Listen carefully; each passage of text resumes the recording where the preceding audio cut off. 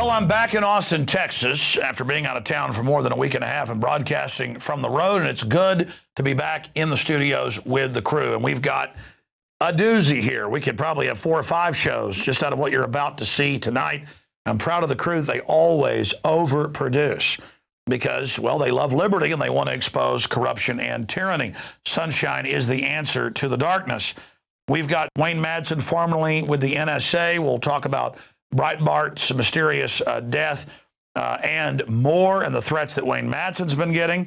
Then I'm going to premiere here the hour-and-a-half speech I gave in Dallas, my blueprint to defeat the New World Order. So this is going to be like a 3-hour transmission or close to it this evening on the Infowars Nightly News for all of you out there watching. But first, I want to get into Texas Independence Day, because I forgot and didn't mention this on the radio today.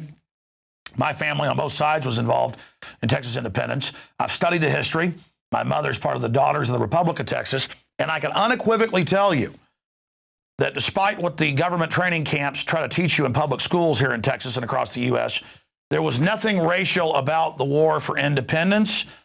Slavery had nothing to do with it. It was all over the fact that the earlier Mexican government was fair, let you have guns and own your property.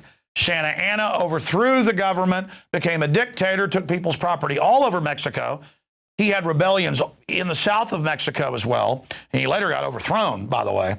And that more than 35% of those that rebelled were Hispanic Mexicans, who then became Texans. And the fellow, you can go read it online, Mainline History, University of Texas, who wrote the Texas Constitution, was Hispanic. So they try to steal the Texas birthright from Hispanics. I know because I went to public school and I went to college. It was badmouth Texas. They tried to ban Texas Independence Day at UT to make it some type of racial issue.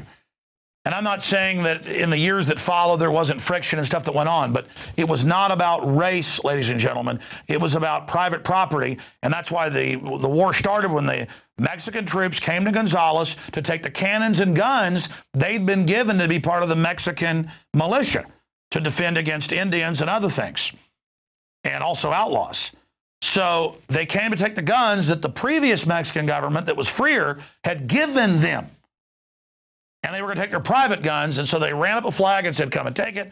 Mexican troops showed up. There was a big gun battle. You know the rest of it. Alamo, everybody gets killed. Then the Battle of San Jacinto, all of it. All of it. And on this day, March 2nd, 1836, the Lone Star State was born, the only state that was its own country, and then opted in to the Republic. And Texas has the strongest rights under international law. We have the French legation, all of it, because Texas is the Lone Star State. And I thought that I would just mention the true history of that, because the system attacks it, because they don't want Hispanics to feel like they're Texans when they're as Texan as it gets. There's nobody more Texan than Hispanic Texans, and they don't want you to have that birthright. Don't let them take it away from you. Okay, shifting gears into other news here today. The BMJ, British Medical Journal, admits antipsychotic drugs kill far more people than terrorism.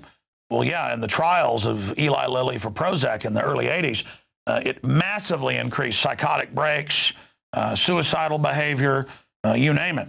A new report published by the British Medical Journal has found that dangerous antipsychotic drugs are responsible for killing at least 1,800 dementia patients a year, which means that more people are killed by the U.S. Food and Drug Administration FDA-approved dementia drugs every 2 years than died in 9/11 terror attacks. And that's a very low number. And, of course, you get into all the other killings and the rest of it from the other drugs. It's in the hundreds of thousands every year that these drugs are killing. I don't like illegal drugs either. Heroin, cocaine, those are certainly bad for you. But they kill nothing compared to what prescription drugs that are just synthetic versions souped up. You know where heroin comes from?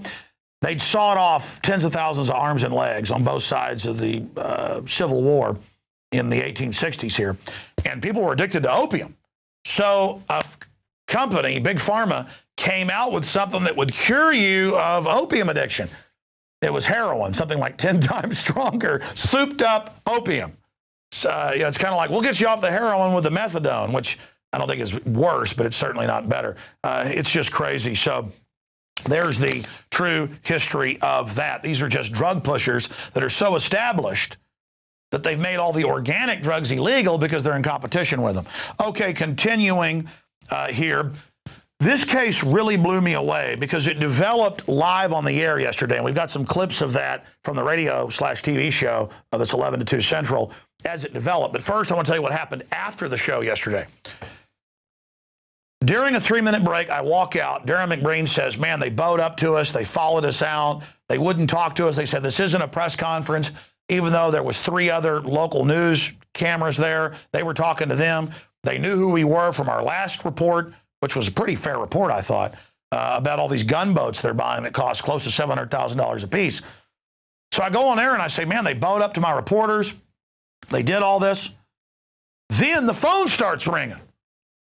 I got 1, 2, 3, 4, 5 calls, text messages, program director, the manager, the news director, the producers. Turns out before we even went down there yesterday, for 3 days before, the state police were calling up producer numbers, their liaison in the news department at our local 590 affiliate, asking weird questions about me and stuff. So we must have hit a nerve because from what I've seen, these boats should cost about $150,000, the equipment another $100,000 to $200,000. So it looks like they should pay $350,000 for these boats, not close to $700,000. So I think we hit a nerve here. We need to look at who they bought them from, what they did, because they are freaking out over this. And quite frankly, 3 months ago when the guys first did this report, Darren McBreen and others, I said, man, this is just a local issue. So they're getting their own Navy. So they're going to have machine guns mounted on it. Okay, fine. But we got bigger fish to fry. Can I please have my killer flu story? Can I? Because, again, most news departments, the news director, which I would be, tells you what the story is. I let the guys, most of the time, do their own stories. And occasionally I say what I want to be done. And they take that as optional, but it's not really optional. But they do a great job. And dudes, and they're saying, no, the point is we're into freedom here. But now I realize their instinct to do this was good because, understand, they're calling up trying to basically get me off the air at 590. They called the program director, and we're like, Alex Jones is misrepresenting himself, one of their mind games, as 590, which is standard. When 3 months ago when they called about, hey, we're coming to your press conference because it said call first, I guess so they can spy on you, McBreen, you know, they said, okay, because I guess that lady didn't know who I was. It turns out this head spokesman does. He says it on the tape. Todd Venger. They say, Alex Jones, Infowars.com. And they say, what's that? Well, it's a radio TV host. Well, where's he on the radio? 590 locally. Where's he on TV? Channel 10. So they took that, where I'm on radio and TV, and they spun it that we were misrepresenting ourselves. So this time they show up, they go, I'm not talking to you. You lied and said you're with 590.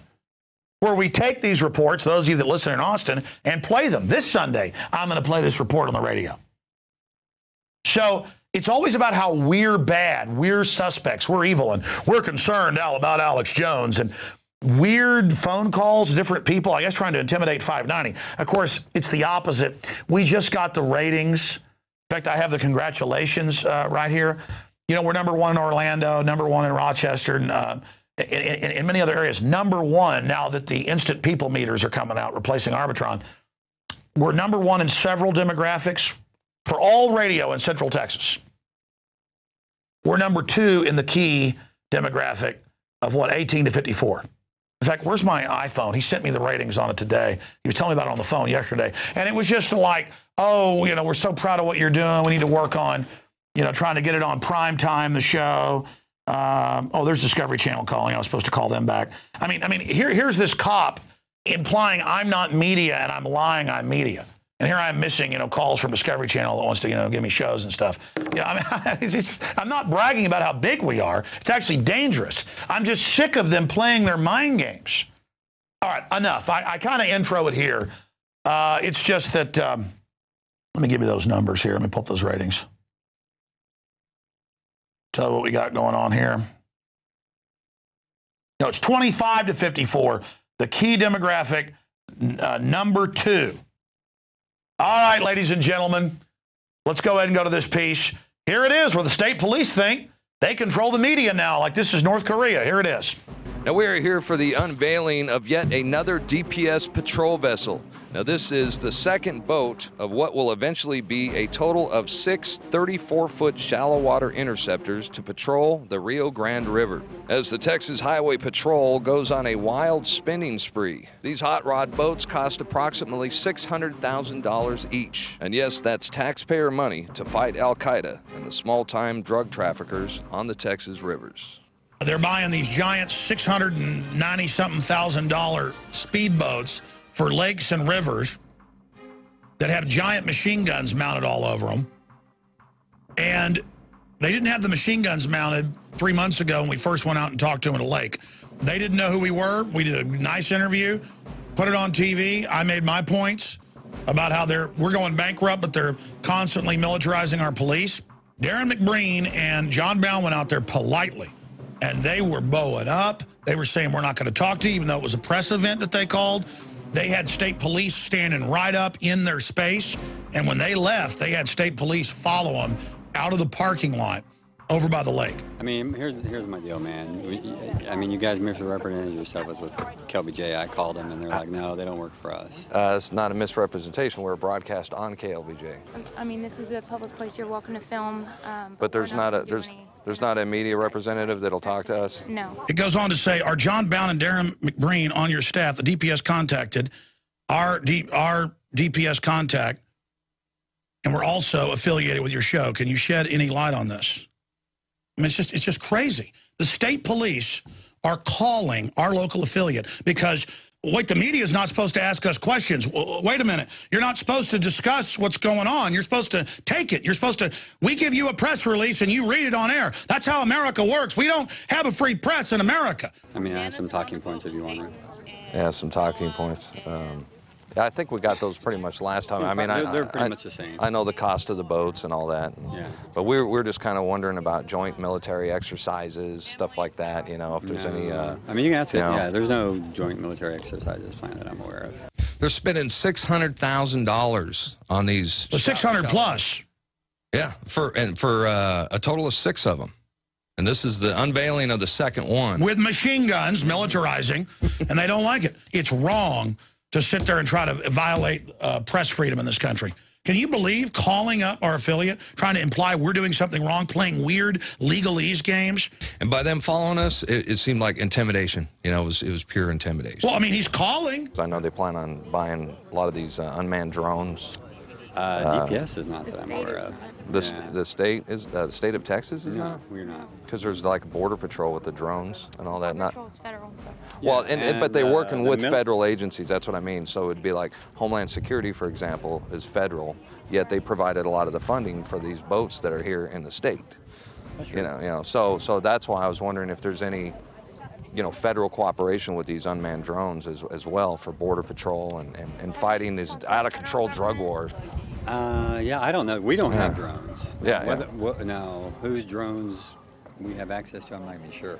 Rights activists or whatever are also concerned that maybe these boats would be used to like pull over somebody to, hey, do you have your fishing license? And you got all these tactical guns on there and do you have your fishing license? Is this boat registered? Is there any alcohol on board? That sort of thing. So those were kind of the questions we're going to ask. So. These are going to be used in standard border operations in cooperation with local, state, and of course, Border Patrol. I hope you're right. That's That's all they're there for. We are right. Well, sometimes they do, but same with the Patriot Act was supposed to be just for terrorists, and then it ended up, going after more than just terrorists. And these are just questions, man. A lot of people get offended by these questions like this, so there's checks and balances, Well, they were really shook up by Darren McBreen because after this happened, they were just going completely ape. And we still got our interview because they were doing interviews before we got there and then said, oh, we're not doing interviews. Well, we just set up a camera 50 feet away. He asked the questions. There they are. And again, the state police haven't even been on my radar screen, but now you are on our radar screen, trying to imply we're not media, trying to imply. There we are with a microphone saying Infowars. And you're like, well, you're not on 590 because before they said, well, where are you broadcast? Always implying like we're not media. And we're like, well, 590 Channel 10. Well, you're not 590. I liken this to Weldon Henson runs my shipping department, and he can fill up 500 people. He just played to a couple thousand at the Houston Rodeo. But that's his night job. His day job is working here. And that'd be like if he packs the Continental Club whenever he plays there once a month. If somebody called up the Continental Club and said, Weldon Henson, who plays country music, does Weldon Henson work there? And they're like, well, no, but he plays here. Oh, he's a liar. He's not at the Continental Club. I mean, it's like some kind of game. And they're calling up like everybody over there going, Alex Jones and his people are misrepresenting that they work with you. I don't know. I just go to their events and speak at their events, and I'm on the radio there. Sure, I've got my own sprawling complex here. I mean, I'm on over 100 AM and FM stations. Again, it shows the system cannot deal with the fact that you don't have air superiority anymore. You're not just going to do this to us in the dark anymore. Buddy, we have millions of listeners a day. All right, yeah, but that doesn't count. You know, it doesn't count that on Alexa.com we're much bigger than MSNBC.com. You can go see it. Doesn't count. Doesn't count how many. Doesn't matter if I have 15 million listeners a week. It doesn't matter if I'm on the cover of Talkers magazine. It doesn't matter. It doesn't matter. It doesn't matter because you are God. And you're going to call up and imply I'm a lying dirtbag. Oh, yeah, they determined you weren't media in Pittsburgh and arrested you. They said, oh, you're filming us, attacking people. We're going to let all the mainstream media out, but you're not media. Well, we're suing them. And they've already tried to settle with dude, but that's not happening. There was no settlement made. You're not media. You're trash. You're scum. Okay? You're not a big corporate New World Order outfit that reads off a teleprompter. In fact, Darren, during that report, he's like, do you got any talking points? Like you're going to give me those and I'm going to give you a sheet back. This is not real reporting. In the old days, government ran from reporters because they knew they were all there trying to get the muckraking story. That was the style of journalism. And news was exciting, man. It was like, you know, there was like every town, just the town, 60, 70 years ago, a town the size of Austin would have like 10 newspapers. There'd be 3 or 4 that came out at 5 a.m. There'd be one that came out at 10, one at noon. One at 5. Then there'd be the couple of evenings. That's why there's all these papers have names like Evening Standard. Because, you know, it's like up-to-date news, like the internet, man. Bam, bam, bam, bam, bam. And you're like, oh, I want that one. I want that one. And it was all about the muckraking. Now it's about lazy reporters. I've seen it in radio and TV. Just a press release comes in and they just read what government tells them. Well, this is teleprompter free, folks. It didn't happen in here. Okay, I'm done. I got to hurry up here. We got like 2 more hours coming up. Breitbart, I've talked to a lot of big talk show hosts. I've talked to folks that knew Breitbart well, and I don't just mean the reporter we talked to yesterday. I mean folks that know him well. Well. About as well as you're going to know him. And the consensus is they think he was murdered. And I talked to Corsi on the radio today, who's been talking to Breitbart just a few days ago and is releasing all this birth certificate stuff with Sheriff Arpaio. The sheriff's department thinks they may be being threatened. This may be the White House, and they've beefed up all their security. And that broke today. That's big. In fact, I got to call our writers. They don't even, it's like Sheriff Arpaio and, you know, getting more security.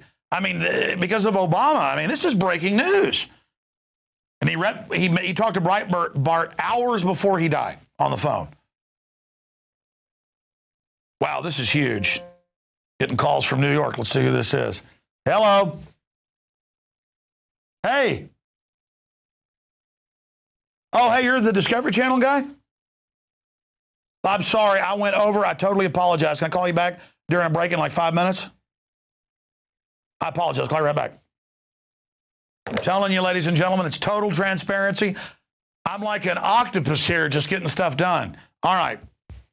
Breitbart. Wait till they see what happens March 1st. So it turns out he was going to release the video of Obama and commie meetings and all the stuff that would bring him down March 1st, and he died a few hours before in the early hours of March 1st. That's one of the biggest stories in the country right now, up on DrudgeReport.com. Also, Breitbart's footage shows Obama palling around with terrorists, Weather Underground.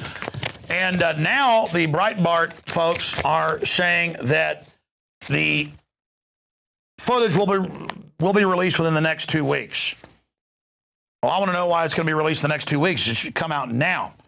But we'll go ahead and go to some of the other cases where we've heard of them talking about we'll see the video in the next 2 weeks. You know, I've heard that before in Hollywood. It'll take 2 weeks. Here's your pomade. 2 weeks? Excuse me? 2 weeks? That don't do me no good. 2 weeks. 2 weeks. Well, ain't this place a geographical oddity? 2 weeks from everywhere. The rebels. There's a set of tapes, and we're going through it. The staff, you know, he attracted fighters. He attracted guys like Joel Pollack and Ben Shapiro and Larry O'Connor. The guys are going through a series of tapes of President Obama at Harvard, and we'll come back to you in a week or two. I think a week to 10 days. But this is something, Andrew, we're very systematic about going through these things. So 2 weeks, we're going to get those. It was going to come out March 1st, but now it's 2 weeks. And I just realized we got breaking news here that Arpaio and Corsi and others are having to get more security because they're concerned and think this may have been a hit. Man, that is some amazing breaking news right there. And with more on the mysterious death of Andrew Breitbart, we're joined by investigative journalist, former officer at the National Security Agency, Wayne Madsen.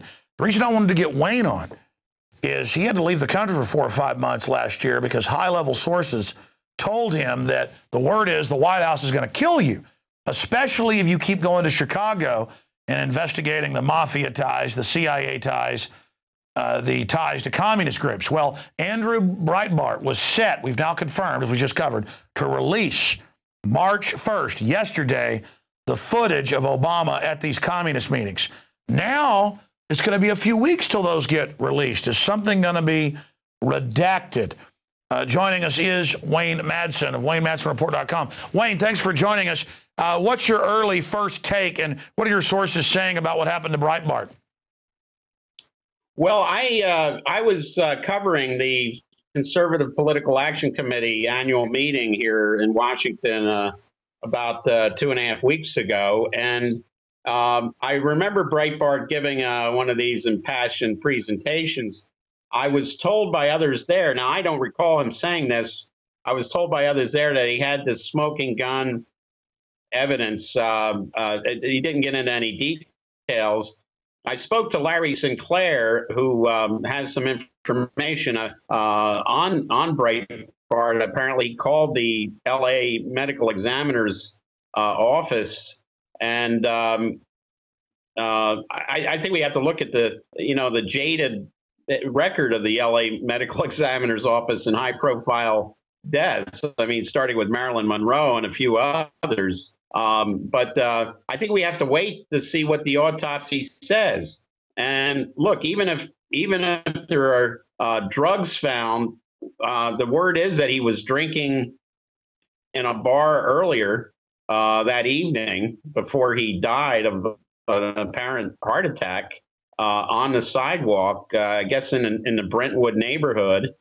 And I've been cautioned many times to watch my own unattended glass of wine and various establishments I've been to here in Washington, because, as you said, I received 3 credible threats from 3 credible sources. So I don't take those threats lightly.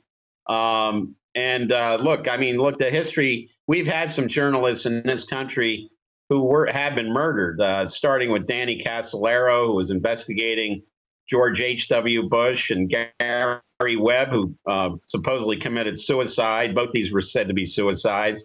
Gary Webb had done a seminal work on the whole CIA cocaine importation business in this country. So, I don't take the fact that journalists who may be on the verge of something dying suddenly, I say let's wait for the evidence.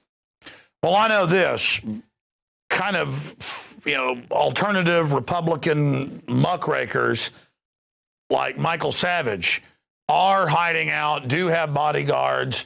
I knew this from private sources that never mentioned it, but now Savage has talked about the fact that he warned Breitbart when he met with him a few years ago to get bodyguards. The fact that I've talked to some other people close to Breitbart and that, they're concerned and think that this was some type of killing.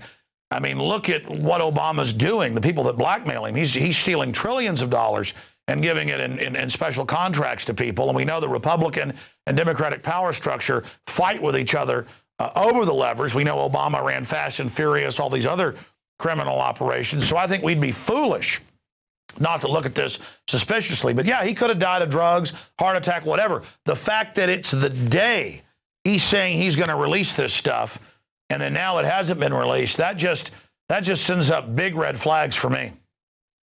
Well, you know, and let's look at whatever he had. If it's early footage or photographic evidence of Obama attending Marxist meetings or communist meetings, whether he was there with Bill Ayers or Bernardine Dorn or any of these people, my contention is that Obama was selected at a very young age to infiltrate these groups. And I got word, of course, from old members of the Black Panther Party in Chicago that when he showed up, after he left that CIA job in Manhattan, when he showed up in Chicago suddenly and saying, "Hey, I'm Barry Obama, and I'm really, you know, I'm really in with you guys here," and they told me they knew he was a plant from the very beginning because they said he was a phony. They knew he wasn't from their neighborhood, that he had been parachuted in. Is the word I got, and they were, you know, having dealt with COINTELPRO and FBI infiltrators for years. They were very suspicious of him. So I think this has to be, this report, if true, has to be looked at in context that Obama was, you know, basically chosen to infiltrate these various groups because of his own background. Half African American, had a Indonesian stepfather, attended a Muslim school in Jakarta. So, you know, this was the perfect candidate for that. He's been an operative most of his life and lived around it. You've been to Indonesia, you've been to the Middle East, you've been to Libya, you've tracked all this, but you didn't start getting these death threats from sources saying, yeah, this is coming from the White House as a warning until last year. What was it you were working on? I mean, I know it was going to Chicago. What were you looking into that has got them threatening you? Because obviously that's where we need to look closer. Yeah, well, it wasn't the story that, of course, Larry Sinclair advanced about his, at least his bisexuality. What I was warned off on was the background of Obama in Indonesia with the Central Intelligence Agency. This is the one thing that they can't handle at the White House. The reason being is they can handle this birth certificate story. They basically run Hawaii. Neil Abercrombie's the governor. He knew Stanley Ann Dunham, Obama's mother. He knew the family. So and he's governor of Hawaii now. So of course he's in a position to tamp anything down on that front. But I always thought that the real issue with Obama, and the one that they really can't handle, is his links and his possible ties to the Central Intelligence Agency as early on as Occidental in L.A., but possibly even traveling on an Indonesian passport after he reached the age of 18, going to Pakistan, going to India, traveling around on that. And that was basically confirmed to me by somebody who was very close to the office of President of Indonesia, the current president of Indonesia, whose prior job, of course, was the head of the Indonesian intelligence service. Let's shift gears into NDAA. That's really blown up in Obama's face, the fact that he demanded the secret arrest provisions and the power to kill citizens. It's obviously unconstitutional, but he says he has that power. Now he's saying he won't enforce it and has signed this executive directive to the bureaucracies. But when you have a president seeking the power to kill citizens, even in America, and then his political enemies start dying mysteriously, that pretty much convicts him right there that he was seeking this power. I mean, could we see the implementation of NDAA taking place? We saw Judge Andrew Napolitano, who was anti-war and anti-Republican and Democratic establishment, with some of the highest ratings on Fox Business, fired. We saw the same week Buchanan, fired. And he said he was told, don't criticize the war, don't criticize what Israel's doing. So I'm seeing a purge, and I've talked to high-level people in the media who've been told, leave Obama alone. Basically, Rupert Murdoch is being blackmailed by the Justice Department over his crimes in England. And sure enough, we now see his son leaving England, people getting arrested. I'm not saying what they did in England was okay. It's just that I think we're seeing an internal power structure battle, because they're obviously for the same global corporate fascist system, but they're fighting over who gets to control that trough. What's your take on that? Well, look, I think this all started with Bush when we had the unitary executive basically become the law of the land, that the White House enjoys sovereign immunity, even over the Constitution of the United States. And then Obama's done nothing to give up any of those powers. As a matter of fact, he's taken on even more powers. For example, Obama is currently prosecuting at least 7 people under the Espionage Act from 1917. Now, this is the law that Woodrow Wilson used to go after people who thought we shouldn't be getting into World War I on behalf of the United Kingdom. And it was, of course, it was upgraded in 1948 by Senator Pat McCarran. Of course, it was the McCarran Act was finally passed in 1950, and that had to do with further establishing the national security state during the Alger Hiss investigation. So what we have are a Cold War and a World War I law being used now to stifle people in the government from reporting wrongdoing to journalists, and we still have the government trying to put a New York Times reporter in jail for not going before a grand jury to reveal his sources, Jim Risen. So in this respect, Obama is worse than Bush when it comes to this whole frontal attack on freedom of the press in this country. Now, would they go the extra mile and start doing things to journalists or bloggers or anyone else who they find is a threat? I'm still of an open mind, because I received 3 credible threats, and I took seriously. So I would not put it past them to do that. But I think we have to wait before we start saying anything else. Let's wait to see what the LA Medical Examiner's office has to say. Sure, but again, I go back to that point that I made right as you were coming on. The fact that within 2 hours or a little bit less of him being announced dead, they were saying natural causes, nothing to worry about, move along, move along. And any other time I've seen it, like with Gary Webb or other cases you mentioned, when they do kill somebody, they immediately announce that it was suicide or natural causes when there is foul play. I'll tell you, I was almost as surprised to hear who his father-in-law was, Orson Bean, the old panelist on To Tell the Truth, who I think was one of the first people who indicated that it might have been from natural causes. But I frankly thought that Orson Bean had died years ago. So I was almost as surprised about that in this case. I mean, it's very bizarre. And wasn't Orson Bean even blacklisted back during the Red Scare? Yeah.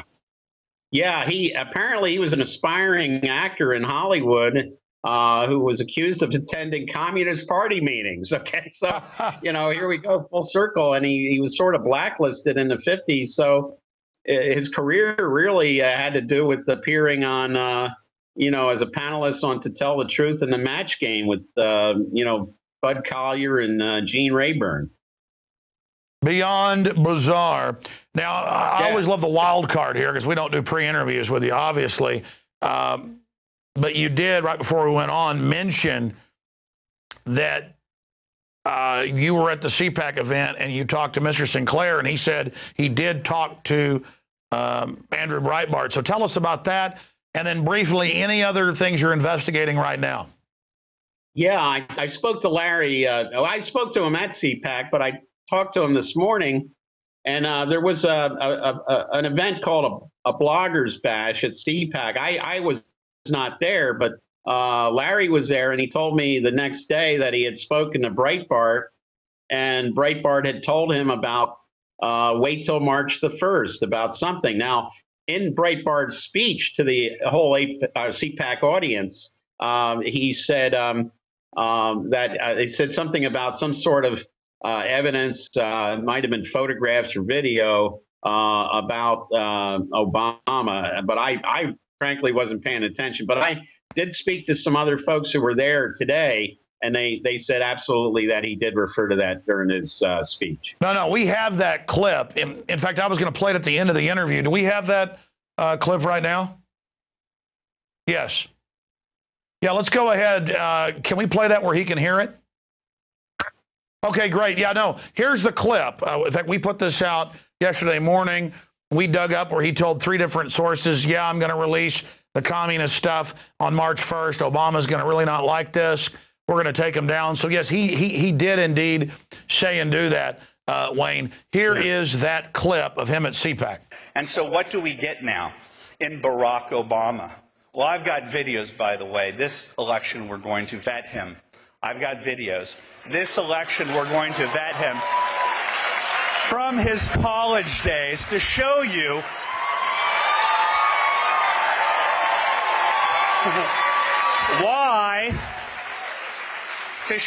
why racial division and class warfare are central to what Hope and Change was sold in 2008. The videos are going to come out.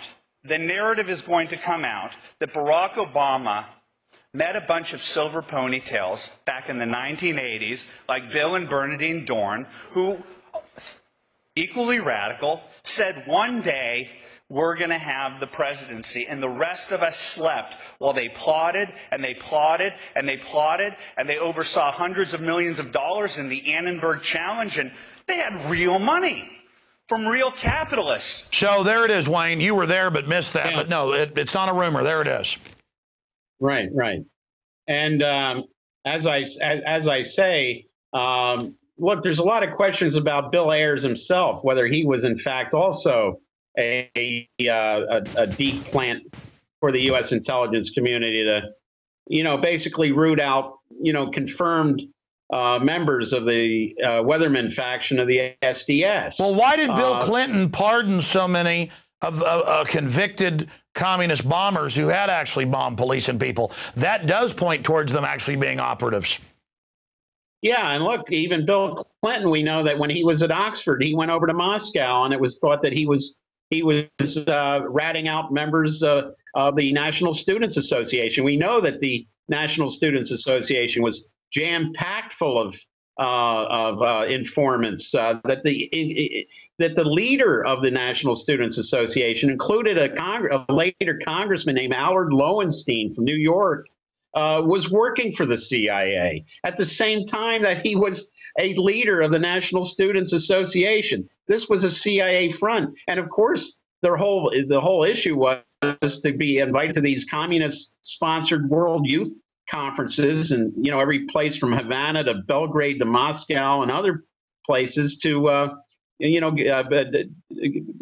start dossiers on actual rank and file, card-carrying Marxist-Leninists. So Clinton himself was thought to have turned over some information to the agency. But it's not just they're infiltrating, as you just pointed out. Sometimes they're leading the groups. They want to create their own opposition. It's like creating Al-Qaeda. They're not just infiltrating it. It's full spectrum dominance. They're creating and controlling all points on the compass so they can control the outcome. Right. It's just like the FBI now setting up these people who supposedly Muslims who they're saying, we're planning some sort of an attack. We find out that the FBI is supplying them with the weapons, with the cash, with the, everything. And this is sort of like engineered from the very beginning by the FBI, and they get some dupe or a patsy to go along with it. And then they charge that individual with some sort of conspiracy to commit some act of terrorism. It's happening all the time these days. Wayne, in closing, what are some of the other big stories you're working on right now at WayneMadsenReport.com? Well, the big story I broke yesterday was the fact that the warrantless NSA wiretapping program still exists It's being used to target journalists and elected politicians primarily. And because NSA, because of the revelations about this program, which was code-named Stellar Wind, by the way, it was never called the terrorist surveillance program. When Bush got caught doing it during his administration, they put the word out, oh, this is called the terrorist surveillance program. It was never called that. It was called the program. Then they tried to backload the terrorist part into it to say, oh, yeah, but we were doing it to catch terrorists. They were never using it against terrorists. I got very good sources on this that said they were using this to go after journalists, people in the government who were leaking information to journalists, and elected politicians.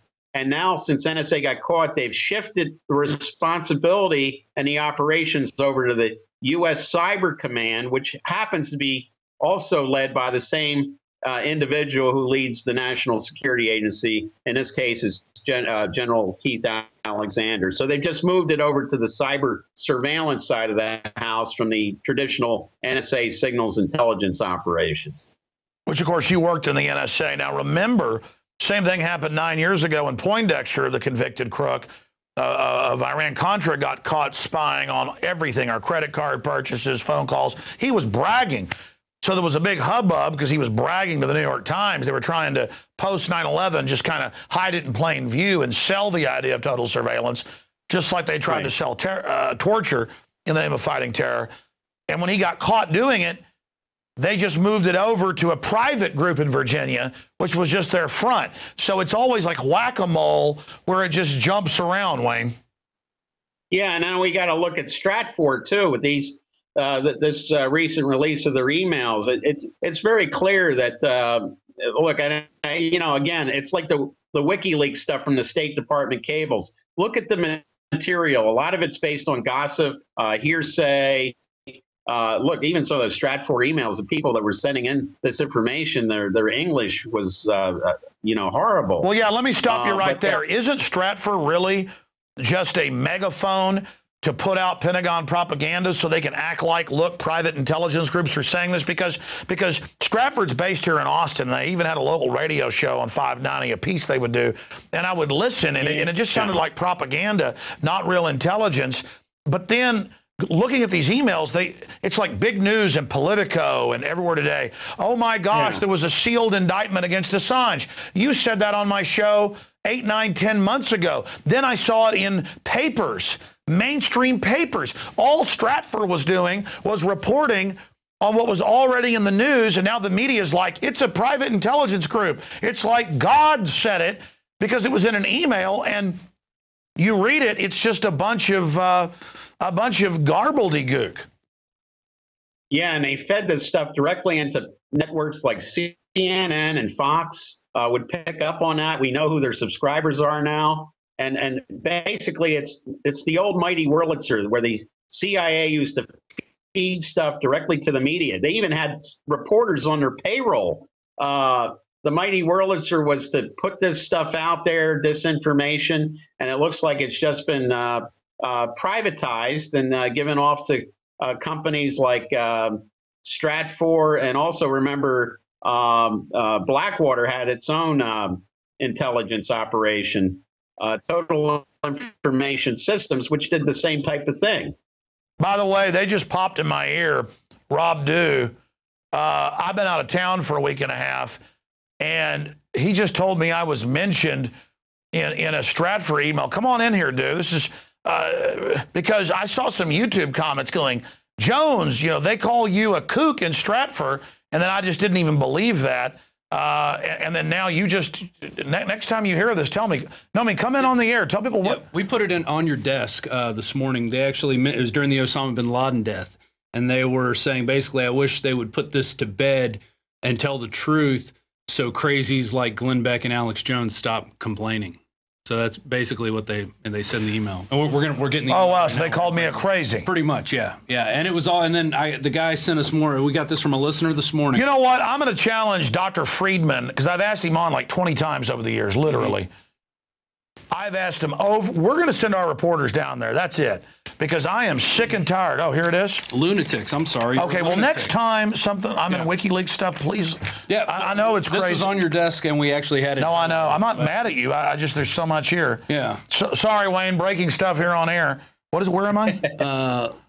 The government needs to make body pics available like the MXs do on OBL's pants pulled down to shut down lunatics like Alex Jones and Glenn Beck. Yeah. And that was, I guess, around the time bin Laden was killed. That had to be like a couple days after.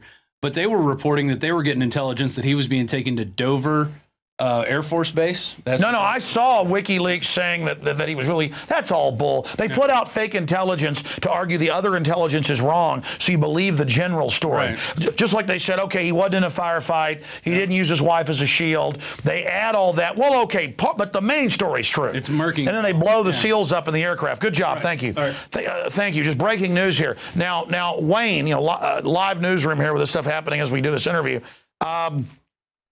I talked to a current Navy SEAL. I'm going to leave it at that. I don't want to give out too much data or they'll be able to figure out who it is. And let's just say known to my family for a decade.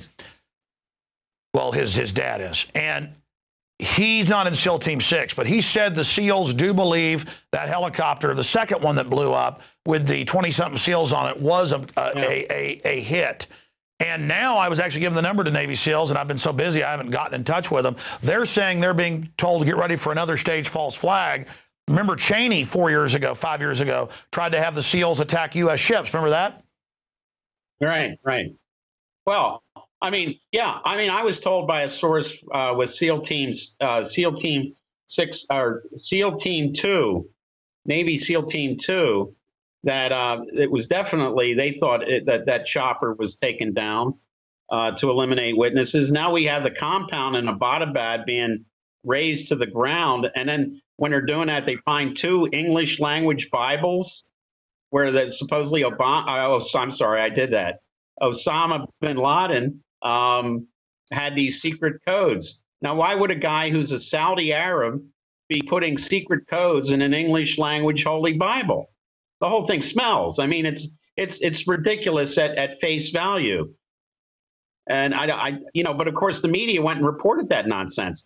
I agree with you. I think Stratfor, back when there was the 2000 coup against Hugo Chavez in Venezuela, I was contacted by a Stratfor person who was really interested in where my sources were that the CIA was involved with that coup.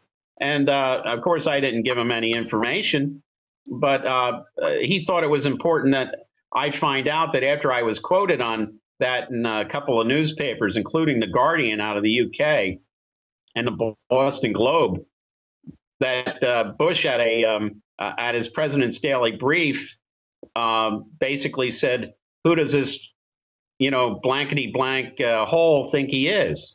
Talking about me, and he wanted to know what I thought of that, and I said, "Hey, if it's Bush that said it, I just consider the source." So Stratfor's always been involved in sort of this kind of media manipulation, which I see as just nothing more than a follow-on to Cord Meyer's and Frank Wisner Sr.'s Mighty Wurlitzer operation. Sure. In closing, now that I've been given this WikiLeaks that I'm in, where I'm being called a lunatic, along with Glenn Beck, by these guys, that shows that Glenn Beck's fallen out of favor with him because he'll actually expose, more of the left-right paradigm and how behind the scenes it's all run by the same group. Because I've now confirmed from Fox sources he was run out because he was going after Soros. And he was told, shut up. And to his credit, even though I don't particularly like Beck, he's done some stuff to me behind the scenes. It shows he's not, entirely bad, which is a good thing to know. I guess he's kind of like Darth Vader. There is some good in him. I want to know. Because obviously Stratfor is bad news, but then you're right, WikiLeaks is fed info that certain groups like Soros want out. So there's different camps here, but now they're getting ready to burn Assange. I'm not saying he's a CIA agent. I've always said he's being used as the front. I know you've said that. So in summation, why would the system want to burn Stratfor? I understand it's not good guy, bad guy. It's more like different arms of the same structure fighting with each other. What do you think is going on between Anonymous, WikiLeaks, and this Stratfor group? Well, I think you're right. It could be various factions because the CIA is not a, this monolithic organization. You got a bunch of retirees from different administrations with different axes to grind.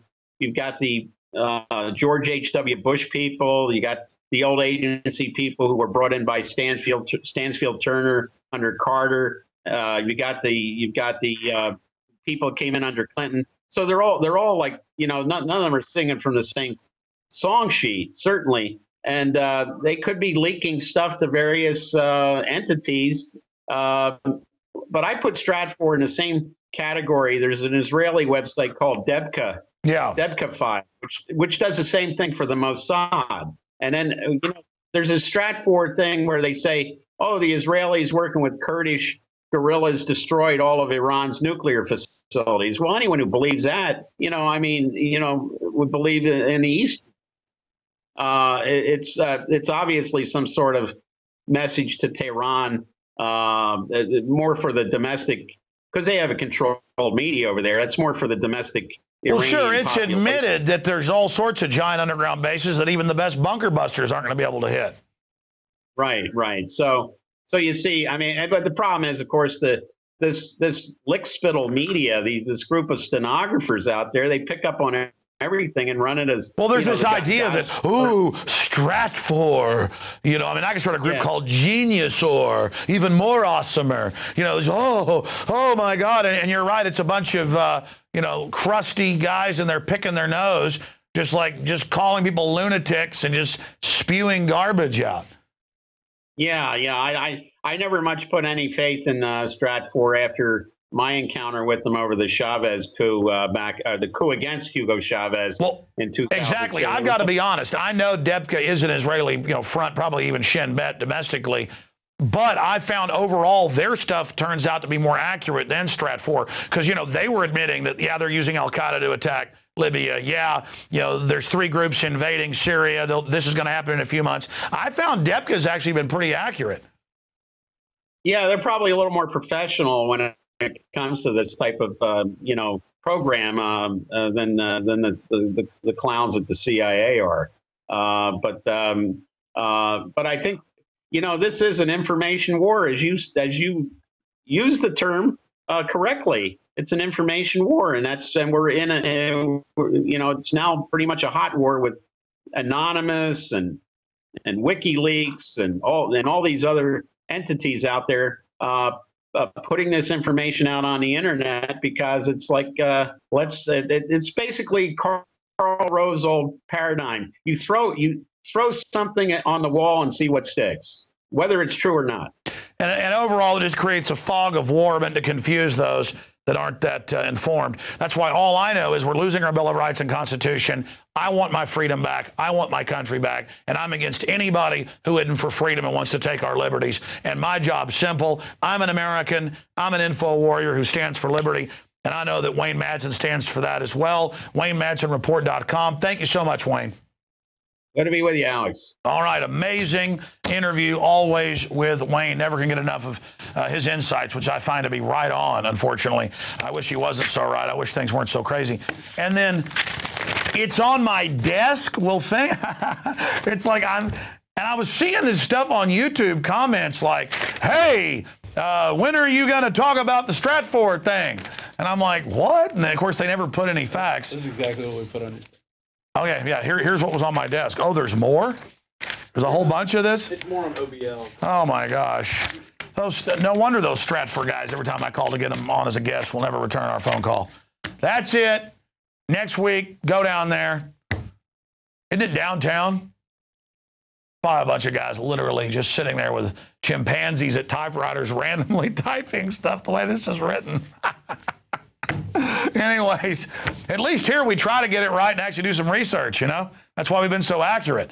You want real intelligence? We're giving it to you just through open source research. And any of you can do it. Just use your common sense. Oh, my gosh. Here's a little promo for the speech I gave in Dallas, Blueprints to Defeat the New World Order. I got to be honest. I think it was a really good speech. I give it an A. that I gave, but everybody told me the one in Orlando was an A+. So it's a great speech. It's coming up. I mean, I gave the speech. I haven't seen this video yet, but this is the high-quality shoot of it for you, the PrisonPlanet.tv viewers. That's coming up after Aaron Dykes comes in and interviews Cindy Sheehan, and then we'll air my hour-and-a-half speech in total.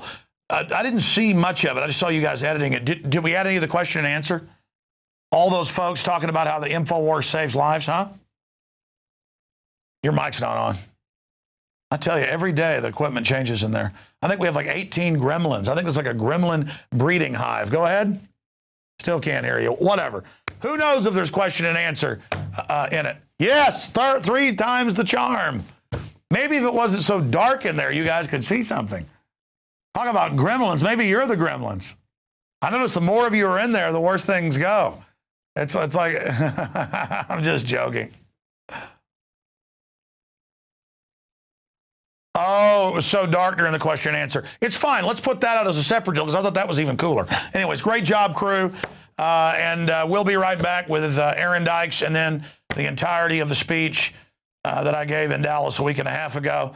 It's Infowars Nightly News. If you're not a subscriber, it is those of you out there that are subscribers that are financing this, paying it forward for the millions that watch it every week, free on the web. You see it when you're a member here first. All the films, 9 years now up and running for PrisonPlanet.tv.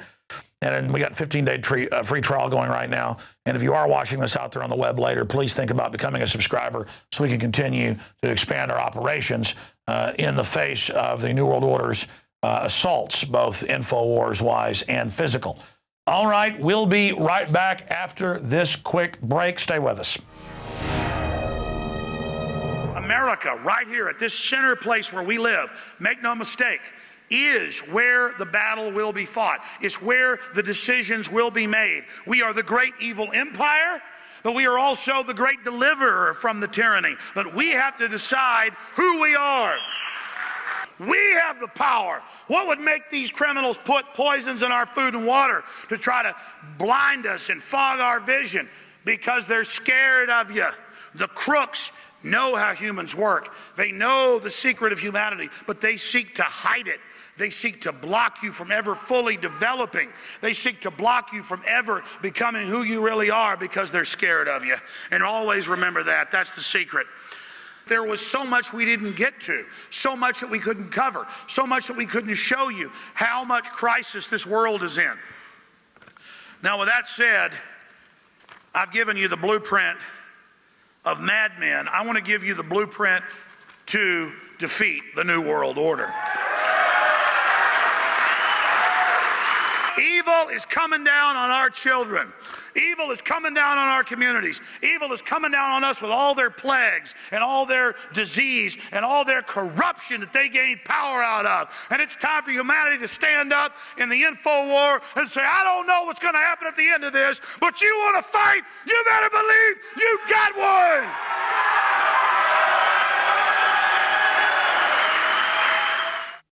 One is a serial hypocrite who lobbied for Freddie Mac before the housing crisis and for the individual mandate before Obamacare.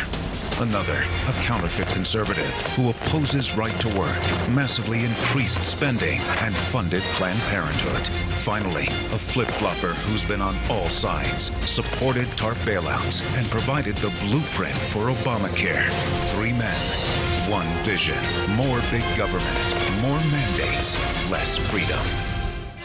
One man stands apart, ready to deliver real change, voting against every tax increase and every unbalanced budget every time. A real plan to cut $1 trillion year one and to balance the budget in 3. Pro-life, pro-liberty, guided by faith and principle.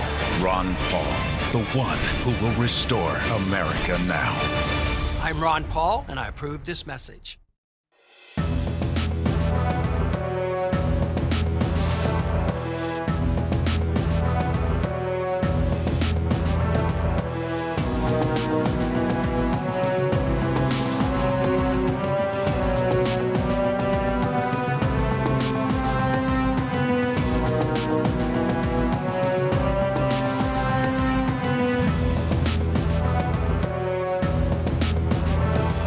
to get out of the comfort zone because these people aren't playing games.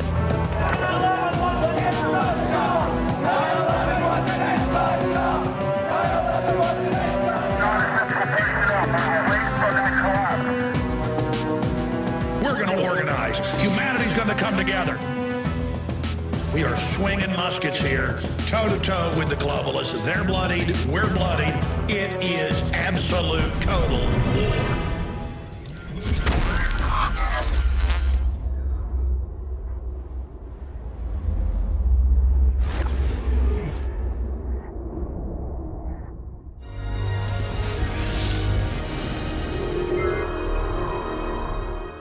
We are back on the Infowars Nightly News. Now, we had an interview scheduled with Cindy Sheehan. She contacted us just a few minutes ago, let us know that something came up, so she's unable to make it today. I'm sure we'll talk to her again in the future, but she is, of course, being pursued by the IRS for not paying back taxes, which she openly didn't pay in protest of the wars going on. Of course, her son, Casey, was killed, and she's been protesting against the illegal wars ever since.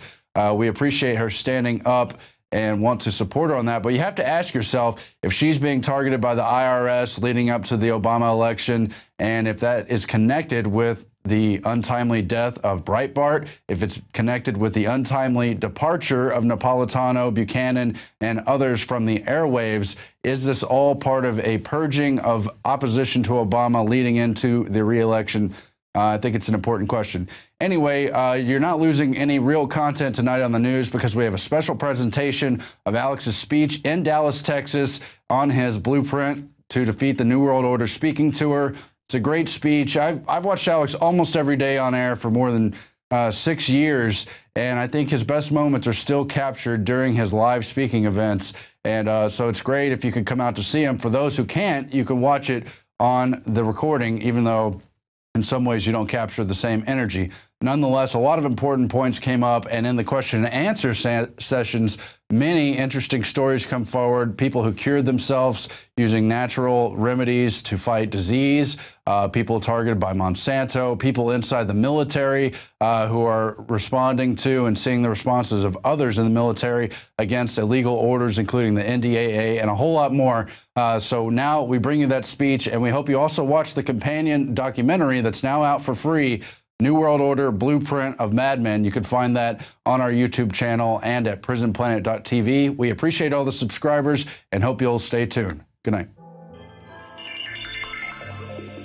I know the gentleman that you guys are here for, the Mario Andretti, The Rock, all rolled into one.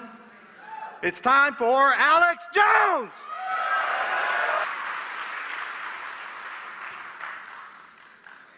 Now look at all these articles and documents and notes I've got. Hell, I got to do a good job with all you great people out here.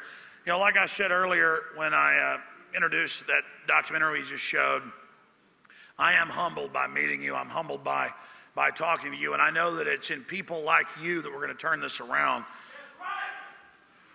Because we don't have a choice. How many times have we been lied to? How many times have we caught the system doing everything it can, not just to rob us, but to try to ruin our lives so that we're weak and poor and dominated by them so they can control our destiny? I don't like that. I want to see humanity doing well.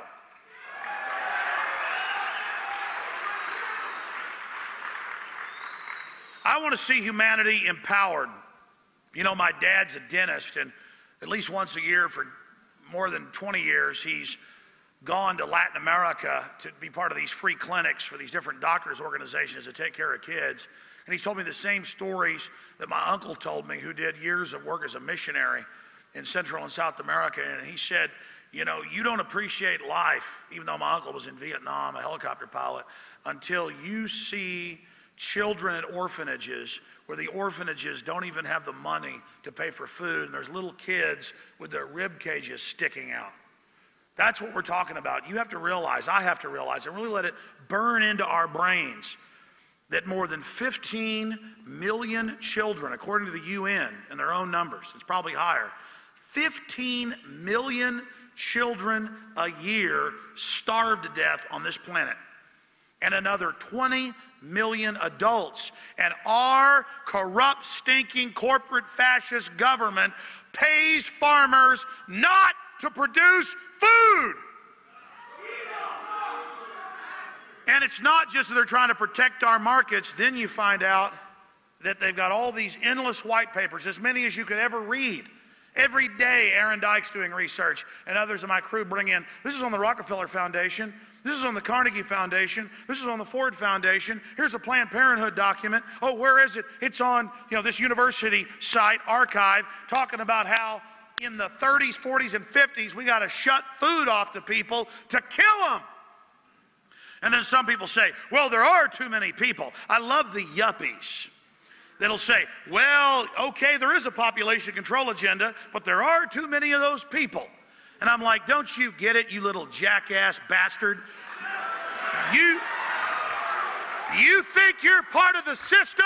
Your water, your food, your vaccines, it's all jacked with the same stuff, you little piece of crap.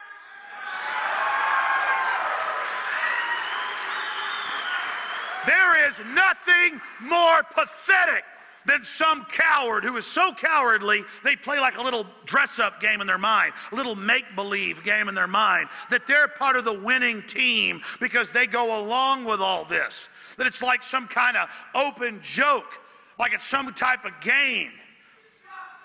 I've had so-called establishment types. It's always somebody who's worth like $50 million and thinks they're part of the elite when that isn't even middle class for the globalist, who'll come up to me and say, well, Alex, maybe 9/11 is an inside job, but it takes things like that to get the people doing what they're supposed to.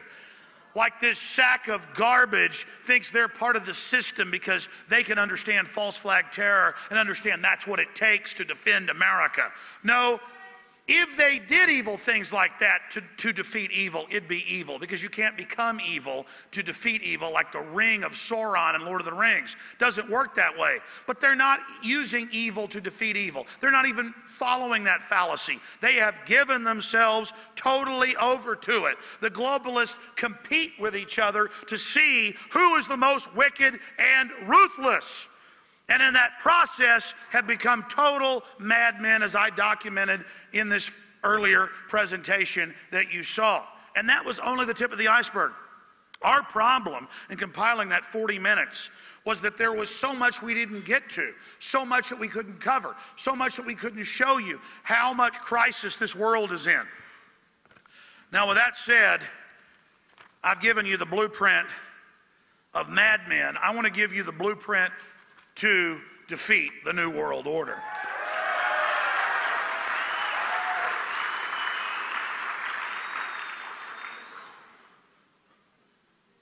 This world's engineers, the controllers of this planet, always seek to teach you that resources are finite. They always seek to teach you that for you to win, somebody else has got to lose. They know full well that's not how this world works, that we have unlimited potential, that we're made in the image of the Creator. Whether you believe in that or not, humankind has given us Beethoven, literature. They've given us all of the science, all of the beauty. They've given us people like Whitney Houston's voice. All the things that are in humanity, all the good. And it's by recognizing that good and that potential and by reaching for what's good and empowers us that we have hope for the future. Our ancestors, and God knows they weren't perfect, understood sacrifice and standing up for what's right. And that's the only reason we're here today. Why do you think the United States, such a small area geographically for the land surface of this planet, and only 4.5% of the world's population, 100%, 7 billion. The United States is 4.5 or 4.9, depending on which actuary you look at, but less than 5% of the world's population. Why did the United States, with less than 5% of the world's population, have more than half the wealth of the world? Freedom. And it doesn't mean that our higher level of freedom was perfect. Doesn't mean that there wasn't injustice. Didn't mean that there weren't problems. But compared to every other place in the world, We didn't have the corrupt elites on top of us trying to shut down human destiny, shut down human ingenuity and creativity because they're threatened by it, because they want a monopoly. Because the United States only had a few glimmers and moments of freedom, we developed the highest test scores. We developed the most scientific developments. We created the media and the literature and the art and the music that has conquered the world. And the globalists, the global scientific engineers saw that. They were aware of that. They knew that. And so they did everything they could to take that over and to take our energies and turn it against humanity. So now America is in a paradox. America, right here at this center place where we live, make no mistake, is where the battle will be fought. It's where the decisions will be made. We are the great evil empire, but we are also the great deliverer from the tyranny. But we have to decide who we are.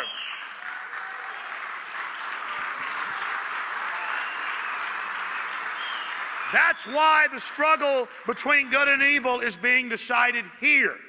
Because we have the birthright of liberty, because we have the basic freedom, because we are armed like no other nation on earth. The globalists have not taken this republic.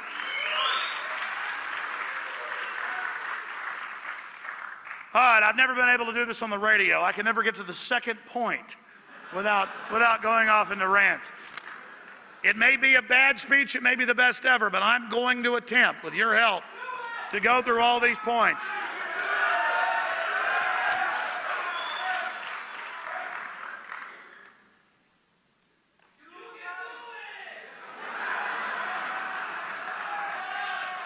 All right, I'll start at the top. Again, I want to thank you all for being here.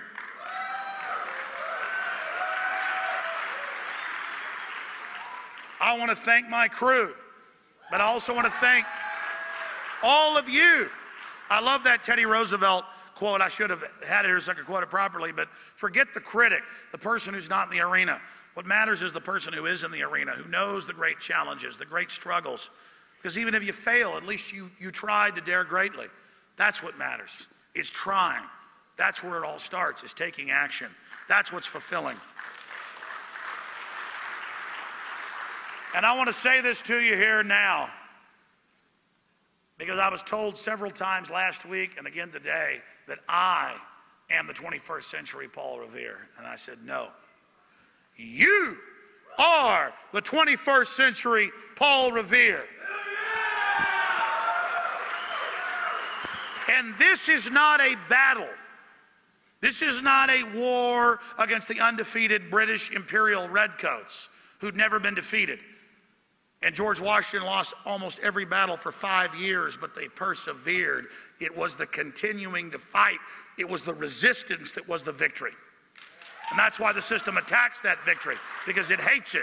Anything the New World Order attacks, you better believe that's where the liberty is. That's where the freedom is. That's what's good. Not because it's perfect, but like King David of the Bible, the heart is right. That's what matters. None of us are perfect. And the system will try to tell us how we're bad and how we're impure and how we're not good. None of that matters. It's our hearts that matter. It's what we stand for. It's who we are in the final equation that matters. Do we serve light or do we serve the murdering, destructive darkness?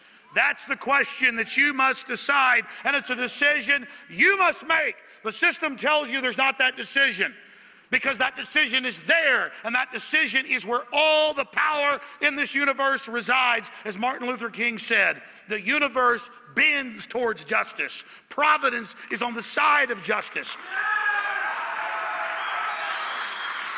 The minute, the second you commit yourself to liberty and freedom and justice, even your body be killed, your spirit truly has victory.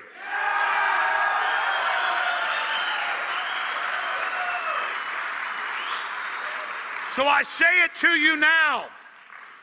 We are all Paul Revere. And we're not just fighting for freedom in North America. This is 1776 worldwide.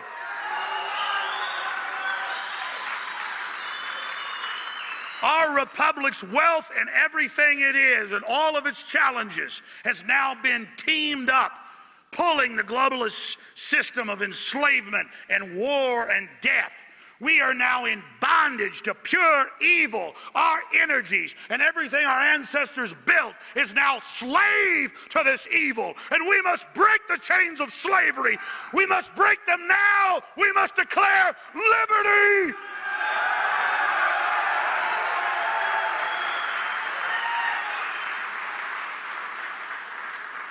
Now, those are just the notes up here on the top of the page.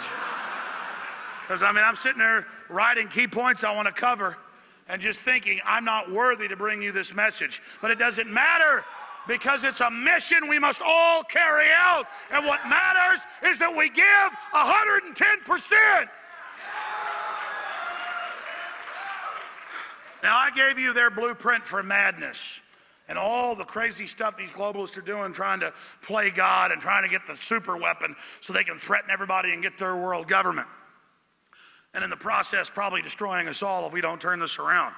But I, on the first point, want to tell you, we are winning, and I'll get more into it in this speech, but my God, I remember 17 years ago first getting on radio and TV, and people, probably half the people saying I was crazy.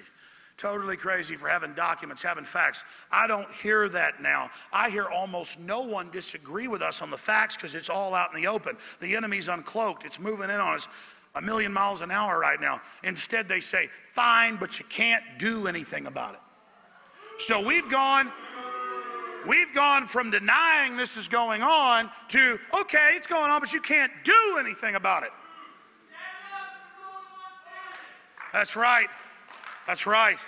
When the enemy comes in, the Spirit of the Lord will lift up a standard against it. And I hate to preach at you, but that's just what comes out of me as we face this evil. Because the New World Order, they believe, and let me tell you what they believe in. You can give it any name you want, and quite frankly, devil ain't evil enough for it. Now, continuing here, we must develop a blueprint to defeat the New World Order. We are winning. We are having victories because humanity has power. And real men and women who have power, who have love, who have strength, who have courage, we always are ashamed of our power. We're always meek and humble in the face of evil. And we think that it's just our job to lay down to it. I'm here to tell you, it's time for humanity to stand up. Because evil is coming down on our children. Evil is coming down on our communities. Evil is coming down on us with all their plagues and all their disease and all their corruption that they gain power out of. And it's time for humanity to stand up in the info war and say, I don't know what's going to happen at the end of this, but you want to fight, you better believe you got one.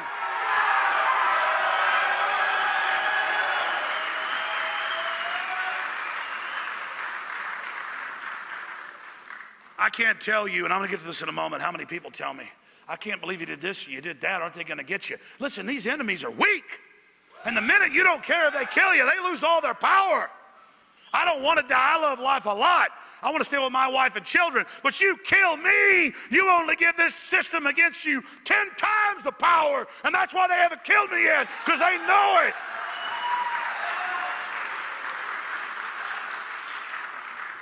So you have the power. Humanity has the power.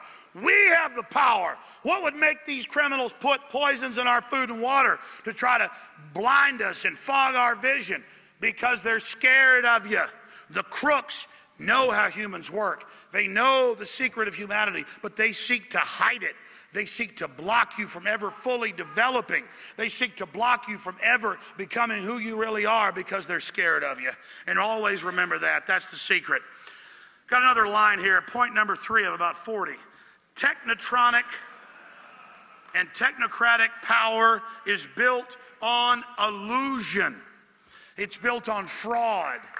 It's built on lies. And you don't have to listen to what I say or believe what I say. All you got to do is start looking around. Start thinking for yourself. Start investigating things. And you will see it all right there. You do that, you get past your fear, you start reaching out to others. So many people reach out to people. And they're like, I know this sounds kooky. I know it's bad and crazy, but I think we shouldn't trust the government. I mean, what? A government with over 10,000 plus admitted programs, some programs, tens of thousands apiece, killing foster children, radiating people, shooting people up with syphilis, nerve gassing troops. I mean, it just goes on. And like, oh my God, I'm sorry, but I think we might not trust these people. They only killed a whole bunch.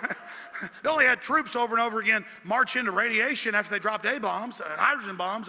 You know, they have the troops use depleted uranium, which their own handbook says is going to kill them down the road. I'm sorry, I'm talking bad about these people. I apologize. I mean, think of how crazy that is.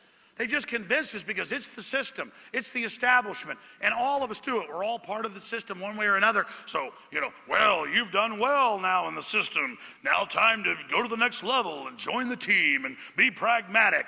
That's the speech you'll get. And it's a load of bull, because the people above you that are inviting you into their new world order, they're slaves. They've sold out to it. They're blind or they're cowards. You don't want to be part of them. Like Patrick Henry said, hey, forget you are our brethren, our brothers. Go from us in peace. Crouch down and lick the hand that feeds you. Let your chains sit lightly upon you. As for me, give me liberty or give me death.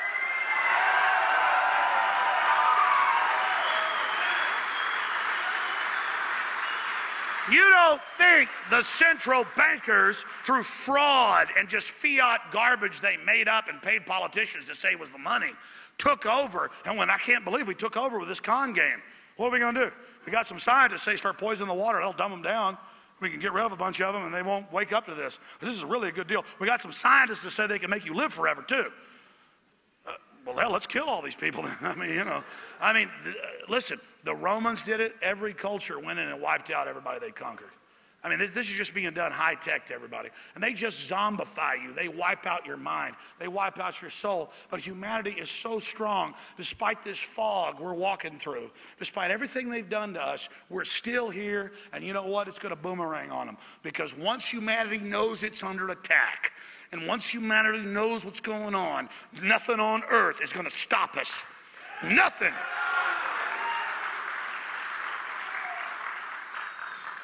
And I'll issue another message to the global controllers and their camp followers and all their servants and all their slaves. We're not just trying to save humanity here. You people are clearly going to destroy yourselves. I covered that earlier. I mean, the genetic engineering, the weapons, the antimatter weapons, all of it, all the crazy stuff you guys are doing, trying to one-up each other.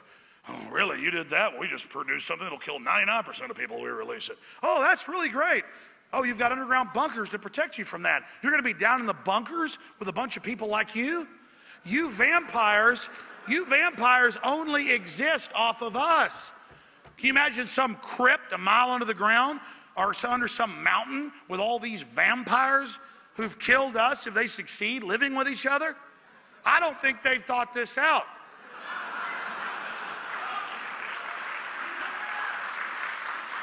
Now we've gotten to point number 4 now.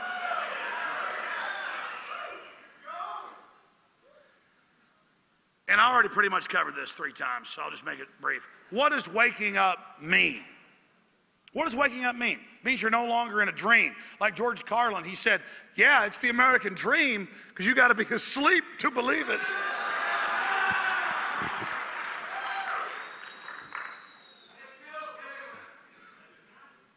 And if you expand on that, what does it mean to be awake? It just means you look into things. It means you don't just automatically buy what you're being told. It means, again, people say, oh, Alex Jones wants people to believe the way he wants. Believe the way I want. I'm so tuned into what's going on in the world, I can't even handle the stream of information. I'm more like an egg frying on a pan or something. Talk about brain on drugs. Talk about brain on reality. Look, I know why people tune out of reality, because it's hardcore. I don't need any drug to take a ride on this machine. And I'm not just talking about the ugly things in the world. Let me tell you something. I watch my young daughters running around playing games or drawing or fighting with each other. I mean, that's entertainment. These are happy, energetic creatures. My son, these are beautiful creatures, just like every other child I see. That's the spirit of humanity. That's what humans are before the world corrupts them. And that's the thing that makes me the sickest. the way this global system seeks to corrupt our youth and turn them against their parents, and the way Madison Avenue, you know, we're winning. But when we really win is we realize status means nothing. How much money you make means nothing. It means nothing. It means nothing. What matters is your heart and your soul and what you stand for. That's the value. That's eternal. That's what's good.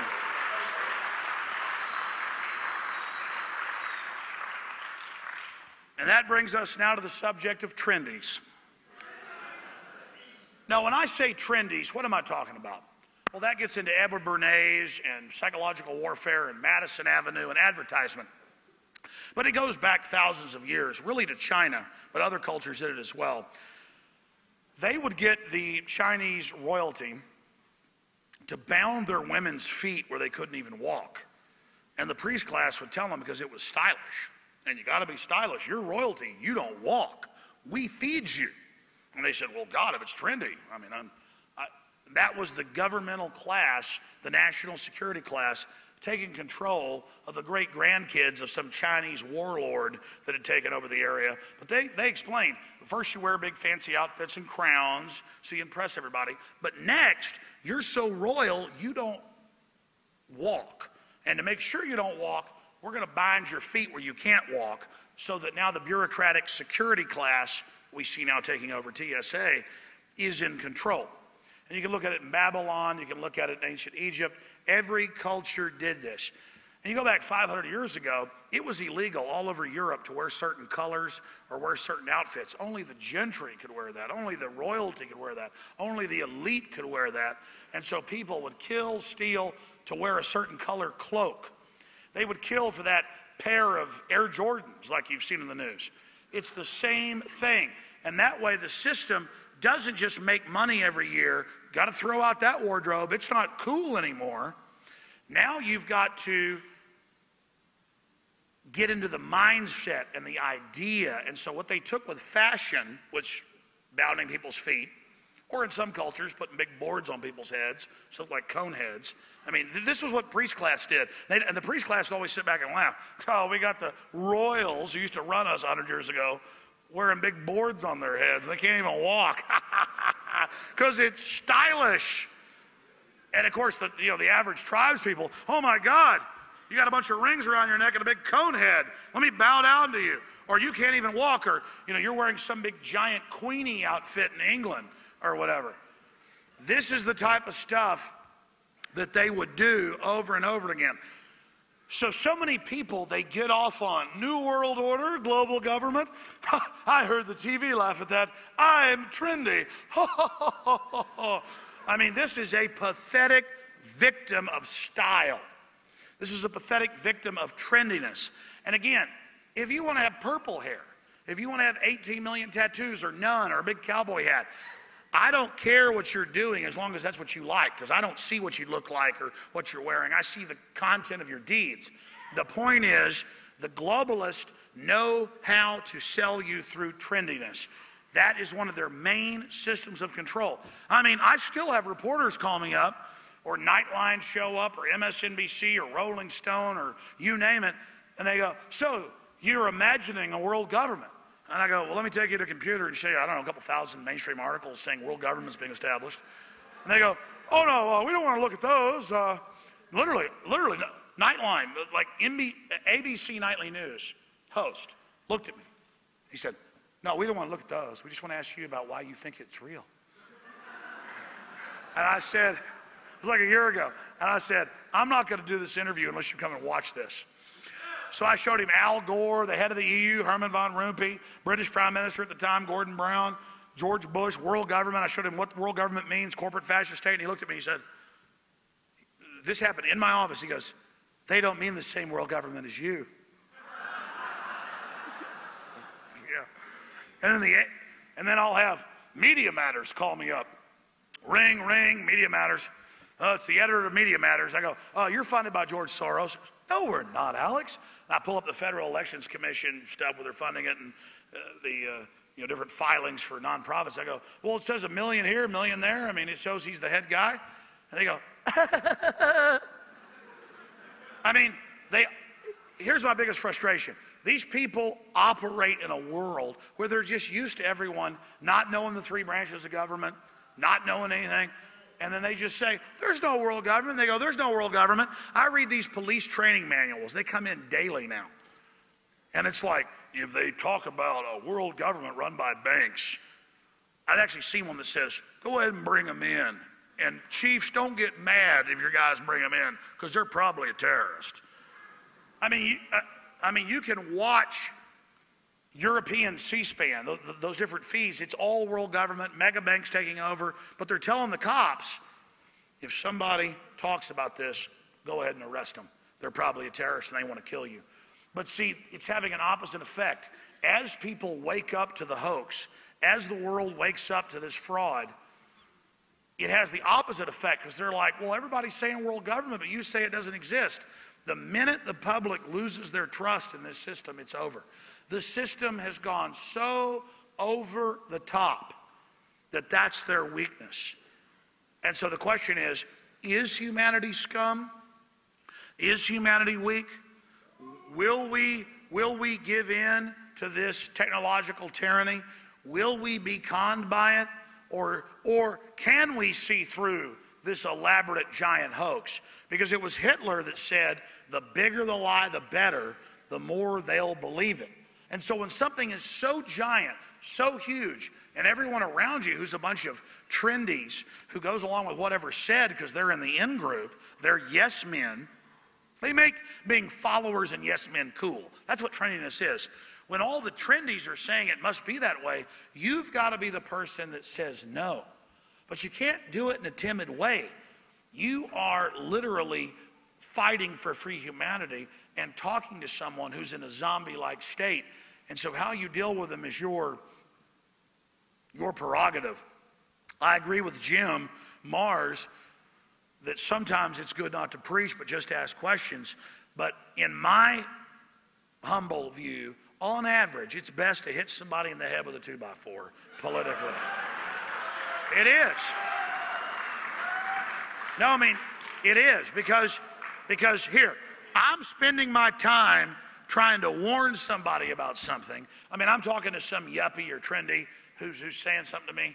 They come up and make a joke when I'm in the grocery store, and I turn around and look at them, and they think their disdain has any effect on me except for me having pity on them. So I guess it does have an effect.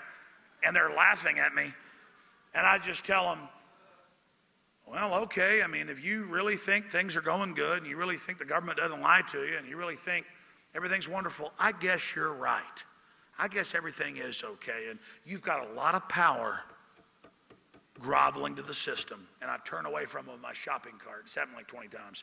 And they start going, no, I agree with you, it's a problem. Oh, wait, you just wanted to feel powerful and make me feel like I was shunned for some little petty power trip you're on. I'm way beyond that. I've done this with police many times when they're threatening to arrest me, protesting or whatever. And I just go, oh, you really like your kids growing up in this tyranny? You really like playing these games with me? Just go ahead and arrest me. Go ahead and beat my head in. Go ahead and shoot me in the back of your patrol car, because you got all the power. But know this, I'm not selling out like you are, so go ahead and do it.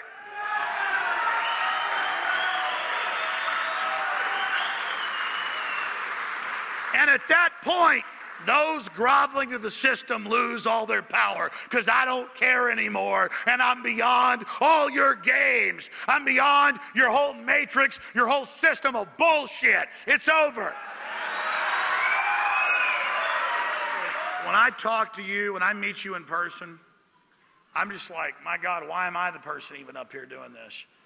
I mean, humanity has got so much strength. We've got all the cards in our hand if we just play them. That's all we got to do. Human destiny. We control our environment.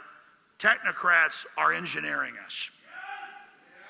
There's no other creature on this planet that can do 1/1000th of what we do.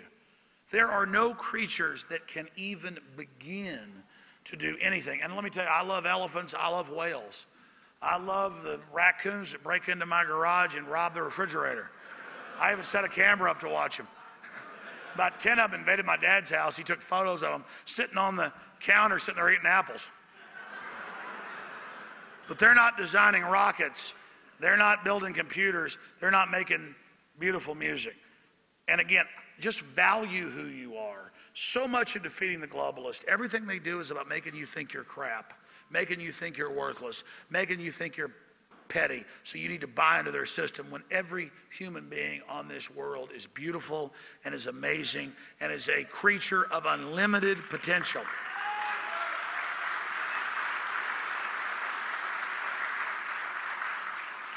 But we are able to control our environment.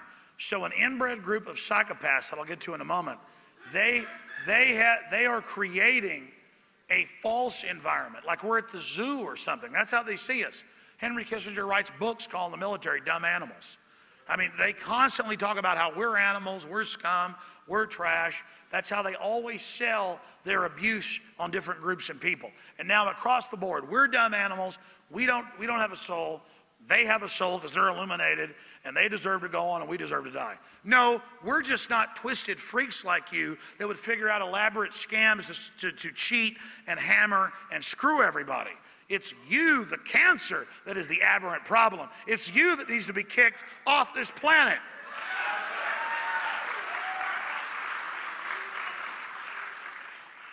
So we control our environment, just like this theater, this Coliseum, this cathedral we're meeting in, that was built in the 1930s, 80-something years ago.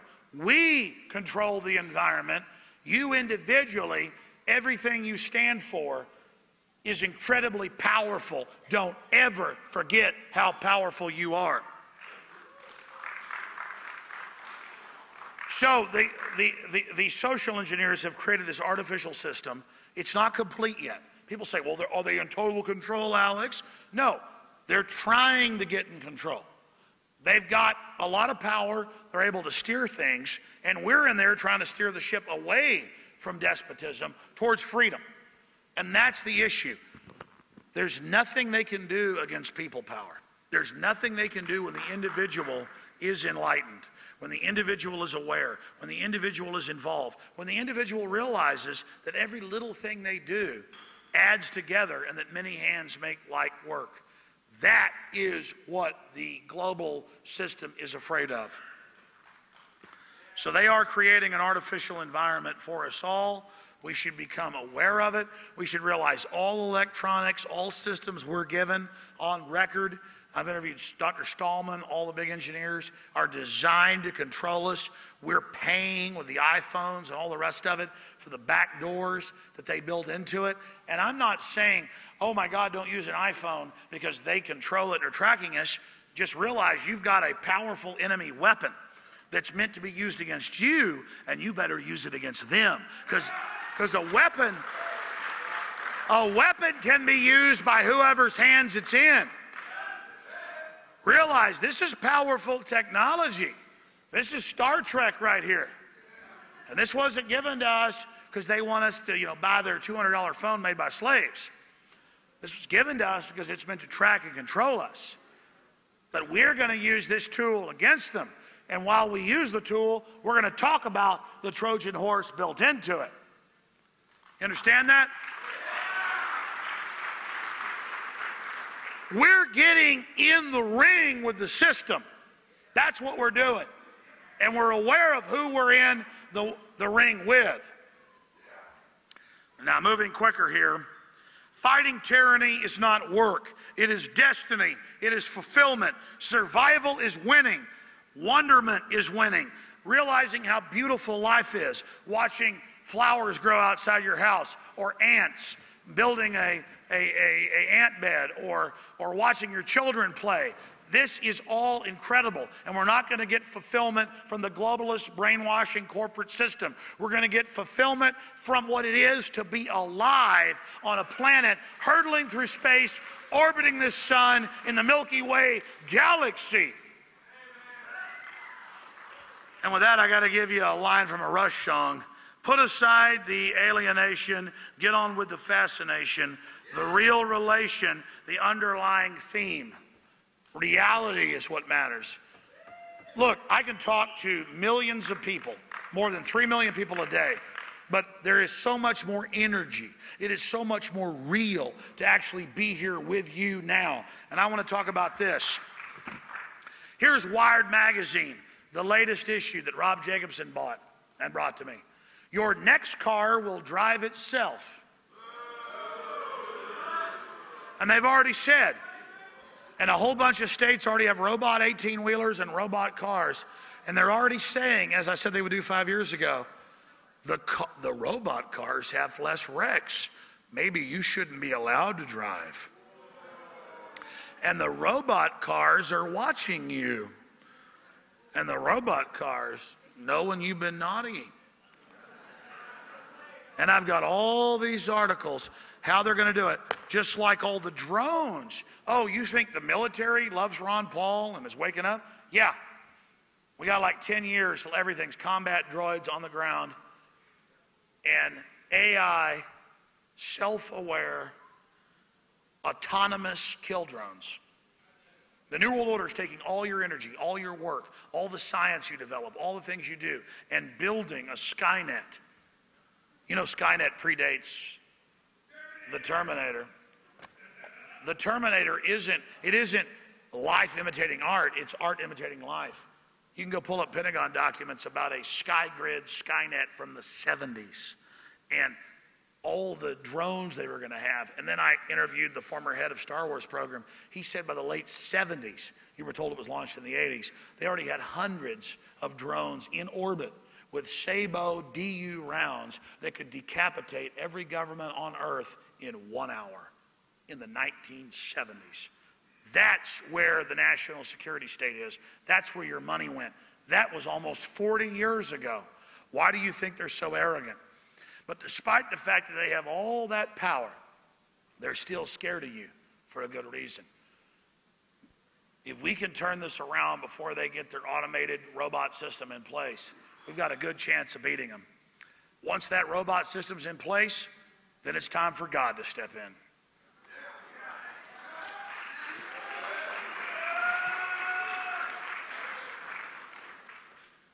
And just like Nineveh was given a 100-year reprieve, we can have that. But we have to stand up and do what's right, even if you don't believe in God. The point is, the New World Order believes in evil. So what do you believe in? You better ask yourself that question.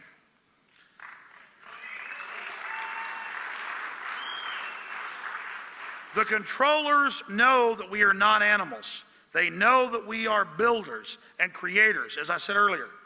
And they are attempting to not just play God, but to become God. The problem is they're not God. And that's why everything they create, it now turns out it was 40 years ago they cloned rabbits and sheep, probably earlier with the Nazis, but admitted now. They were cloning humans 30 years ago. You can pull this up. They would, quote, kill them when they were in the embryonic phase. If you believe that, I got a bridge I'm going to sell you. And everything they've done has been a poisonous abomination. None of it works. Neutron bombs, hydrogen bombs, everything. I showed you a video earlier.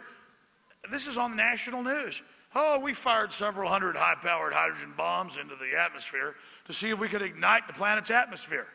And they asked them, so it would burn the Earth up? Well, that was the test. You're like, well, why'd you do that? It could kill us. Well, because we're scientists. Again, it's this power trip that they're on. The controllers know, again, that we're not animals. They all day try to teach us that we're animals, that we don't have free will, because they want us just to believe that we're these programmable creatures. They're attacking our free will. They're buying and selling men's psyches, women's psyches. They are counterfeits to everything good and wholesome in life. They want our free will shut down, just like the John Carpenter film, They Live, We Sleep. Well, I'm ready for us to stop sleeping and to wake up. What about you? Are you awake or do you sleep? When you're awake, it doesn't mean you see what I see. You got your own two eyes. Are you awake? What do you see? Tyranny. You see a bunch of control freaks. My God, in my own life, I'm embarrassed of power. because power's dangerous. Like the uncle of Spider-Man tells him, with great power comes great responsibility. But these wicked people, they're not ashamed of power. They're ready to use it. Now I'm going to get into solutions. Number one, the state is not God, and it cannot deliver you freedom or security. In every case in history, whether it was Katrina or whether it was what happened in World War II, the state cannot and will not protect you. The police will tell you they have no liability and no statutory responsibility to protect you. Does that not mean there aren't great cops everywhere that go out and shoot bad guys, arrest scumbags, stop people that are out of control? No. A lot of times they're good police that do a great job, but on average they respond 11 minutes after a 911 call. The state cannot and will not protect you. And the people at the top of this pyramid do not want to protect you. So remember that. The mommy state, anything it gives you is for a reason. Anything it does for you in the final equation has a larger meaning. There's a lot of examples I could give to that, but I'll use one right now that's just absolutely disgusting and painful to my soul as I think about all the children. And I'll just tell the story briefly here. But I've looked at the statistics. And it doesn't mean that the system they were getting rid of was good. No, no, no, no. It's like you find somebody with a broken leg in the street and you say, you want me to fix that? And they say, yeah. Okay, well, I'm going to shoot you in the head. Well, how about you just fix my broken leg? In the 1950s, after World War II, all these black veterans were coming back who'd been in combat, and they said, listen, I'm not going to be bossed around anymore and told I'm your property and I'm a second-class citizen. And I thought this was decided in the Civil War. And so the system said, all right, the federal government will get involved and we'll come in and fix everything. And there's all these TV shows and all these movies and all these stories about how great it's been for black Americans with the system's so-called solution. But when you look at the numbers, 35, 40% illegitimacy, one-child families in 1952, 92% today. More than half of black males, or even higher in statistics, in prison with HIV or other issues. The family completely broken down, everything destroyed. The mothers paid not to have men in the house. The system totally broke down. And 51% of all black babies since 1974 were cut up and killed and never born. That's what this was all about. And listen, but here's the thing. That was a beta test for everybody else. That was a beta test, and I'm sorry to get into subjects like this, but this is what we're talking about. The system didn't come and try to right some previous wrong to try to empower people. It did what it did to take control of a population. As Margaret Sanger said, we're going to pose as liberals so we can kill these black weeds. You can pull those quotes up. Universities have her letters. Oh, she's burning in hell now, don't worry. The point is, as a non sequitur, MSNBC will call me up and they say, you believe in a new world order, does that mean you're a racist? I don't know, I'm not like a liberal fake scumbag like you who's out there promoting the killing of 51% of black people. I mean, listen, 74 is the year I was born, 38 years ago. Half the black people. And let's say there's some racist here or tribalist or whatever. I get everybody's fighting with each other. I get it, I understand it. Everybody's been screwed by everybody. I understand it, okay? I understand from the black perspective, white perspective, Mexican, everything. I get it. The point is, I don't agree with it, but I get it. I know why people do this. The point is, are you going to sit there with 51% of the black kids and line them up and shoot them in the head yourself? Because if you're not going to sit there with little black children and shoot them right in the head yourself because, well, you know, they don't deserve to live, boom, then don't give me that bull. If you don't have the nerve to line those kids up and blow their heads off, I don't want to hear it.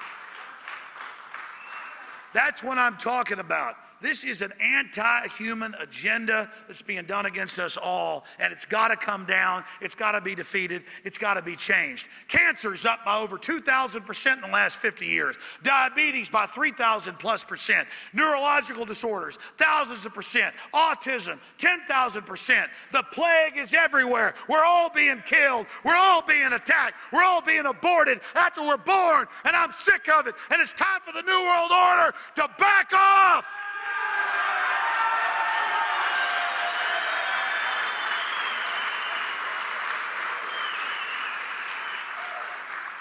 Because make no mistake, I don't have the words or the will to express to you how real this is.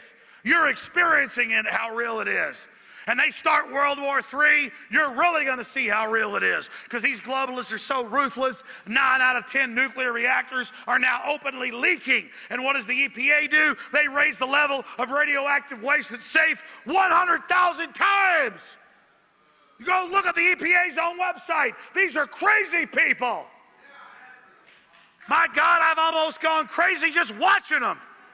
God Almighty, when does this crazy land end? When does humanity wake up? When does humanity say no? When does humanity start stomping some globalist guts?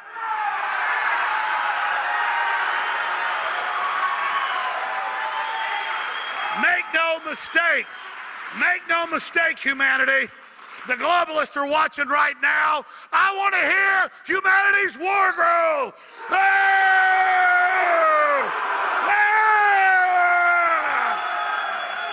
I don't care what you do to me. I'm coming on hard, you son of a bitch.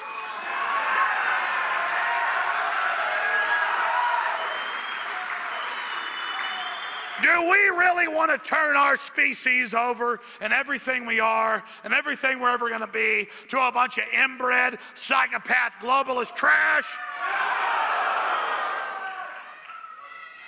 I consider it an honor to run up against their barbed wire. I consider it an honor to crush globalist scum.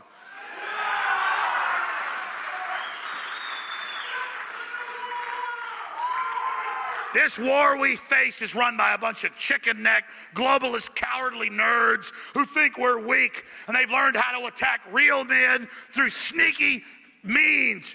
Real men and women have to wake up to what they've done, get scientific, realize it, spread the word, and we're going to kick their ass.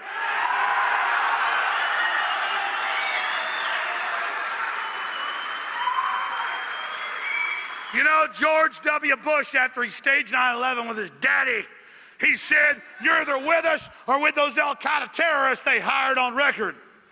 Well, I got news for the New World Order. You're either with humanity or you're against us, and we're coming.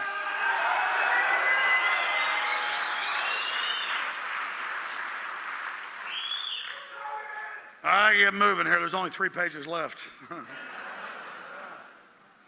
I got to save some voice for the radio tomorrow. God, I just think about the chips. I think about the cost. I think about what we're up against. God Almighty, if people knew what I knew. If people knew this wasn't a bunch of bull and had actually looked into it. I know a lot of you looked into it, but if you looked into it, this rabbit hole's so deep.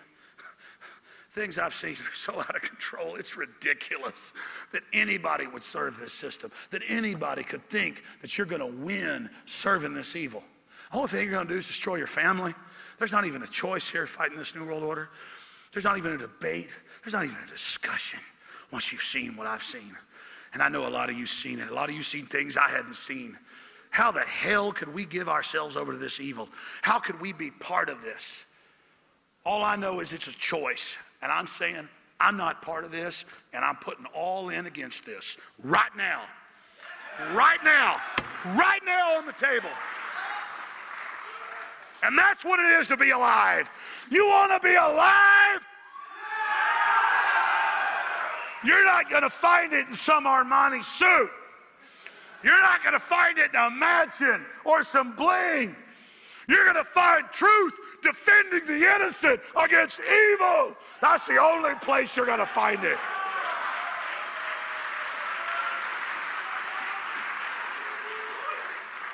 I've put my name, my children, my wife, my treasure on the line, and I am committed. And when you're committed, there's nothing that can stop you.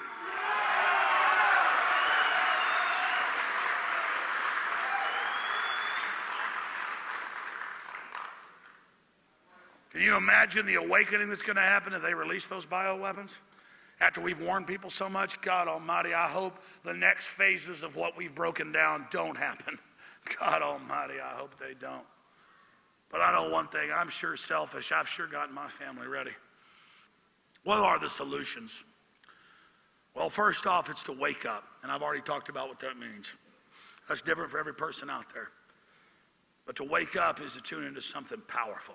Know that the reason many people tune into reality and tune right out is because they can't handle it. The question is, can you handle it?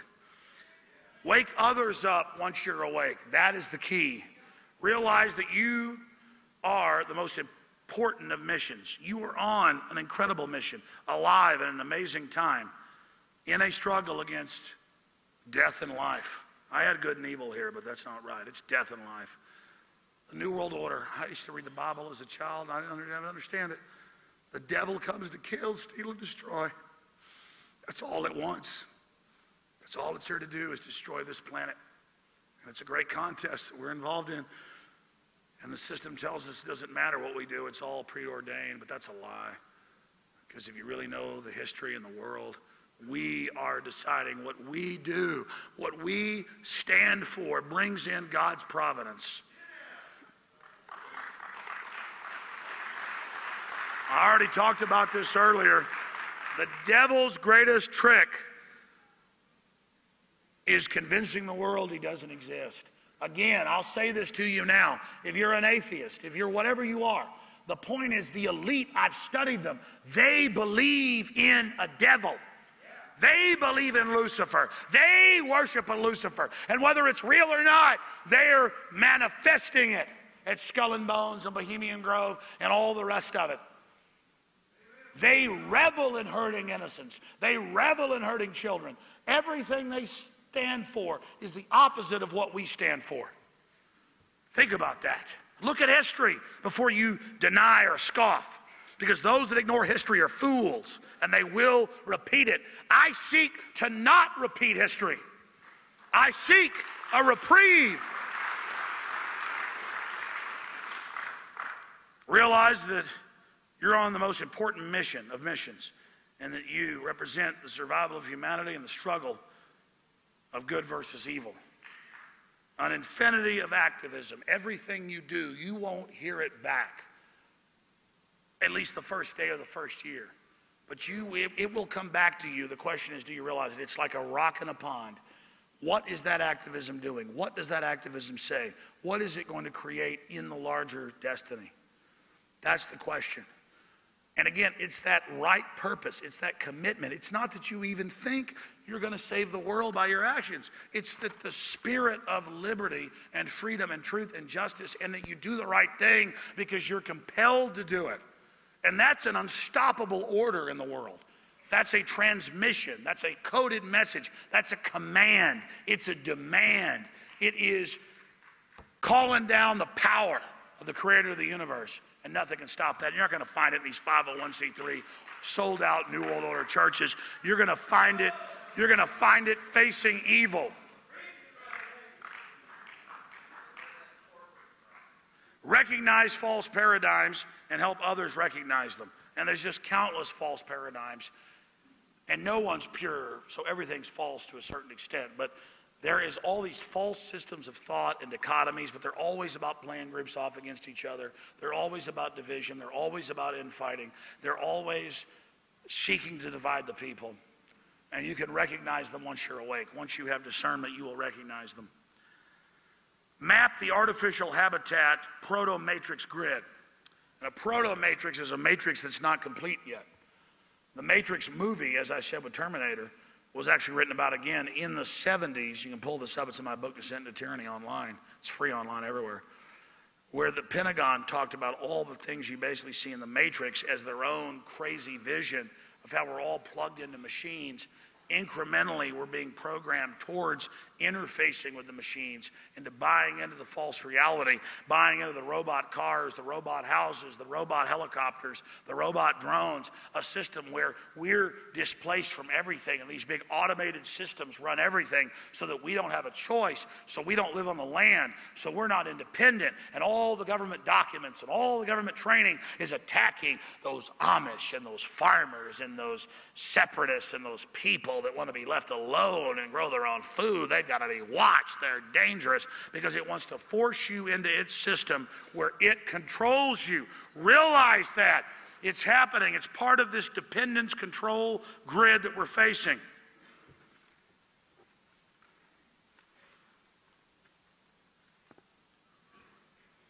Don't underestimate the enemy's twisted designs. If you can think of it, they're doing it. I've played this game at the office. We come up with the most wild thing you can imagine. The government's doing it. Just type it into a search engine. Oh, they're doing it. Oh, they've been doing it 20 years. It is mind-blowing to see this going on. It is mind-blowing to see this happening. But don't underestimate your power and the power of action. And I'm going to give you some examples of this. Last night I'm driving up here and we wanted to get some bottled water. So we pull in to a CVS pharmacy, partway to Dallas. And I'll walk in and there's like giant take your flu shot signs, and there's fluoride water for babies everywhere. So I shoot like a 2-minute video, and like a third of the comments were, I can't believe he wasn't thrown out. I can't believe he got away with this. And I'm like, I had to wait 10 minutes for one cashier to show up. These are all corporate robot drone systems shutting down our economy by design to make us dependent. There was no one there. So what did they? Hey, I'm shopping here. I want to show you're selling mercury-filled shots to people and fluoride on record that gives kids brain cancer and bone cancer. I mean, so what?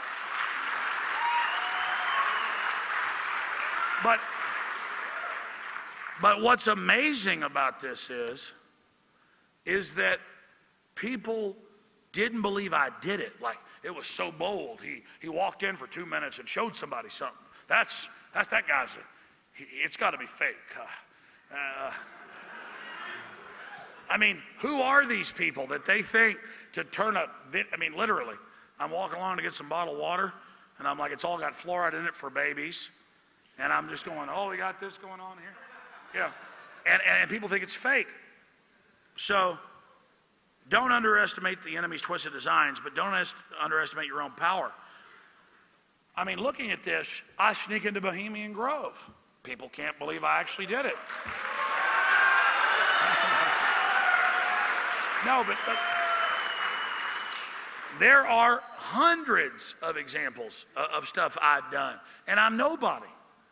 Any of you could do similar things, as long as you're mission-oriented and hell, my dogs can go out and catch rabbits or squirrels all day and kill them.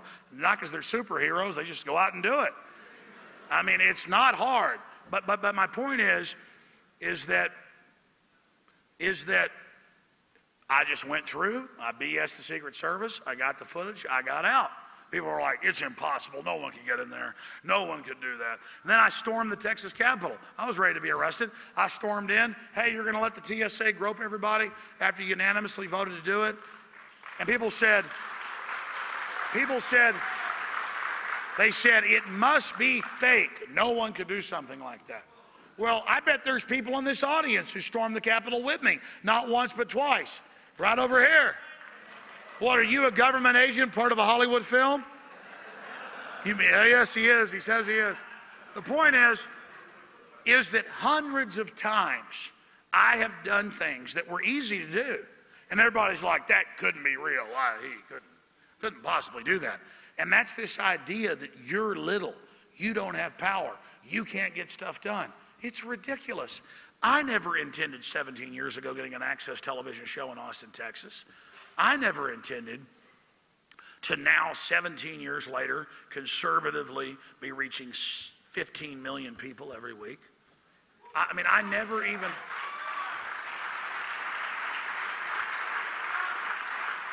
But listen, I'm just an average guy from Dallas, Texas, who woke up to the New World Order. I mean, listen, again, I am nothing special. I'm just an average person. You attack me, I'm going to attack right back. It is such a simple equation.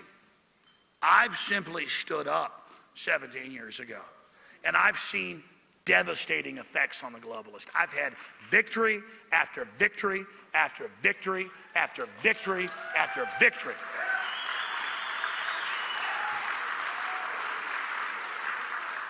But I will tell you the key ingredients: hard work, research, doggedness, and fearlessness.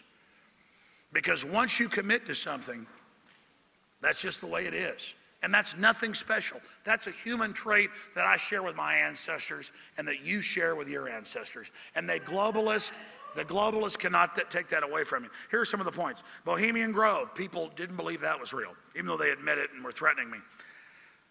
I've called the FBI on air. I've called the White House. I've called Homeland Security. I've interviewed witnesses. The underwear bomber was put on the plane by the U.S. government months before it came out. And they're like, we're not going to take that report. Click. And listeners see this on the air and on TV, and they go, that couldn't be real. He wouldn't call the FBI. That's Jack Bauer. They'd come cut his body parts off. You know, that's fake. Bohemian Grove, calling the FBI. They didn't believe the CVS was real. That's not like it's courage. Like, oh, I videotaped something. My God, it can't be real. He actually videotaped it in the store. Like I care what some store clerks say. Like if a store clerk comes around the corner, sir, you're not allowed to videotape it here. Oh, God, my life's over.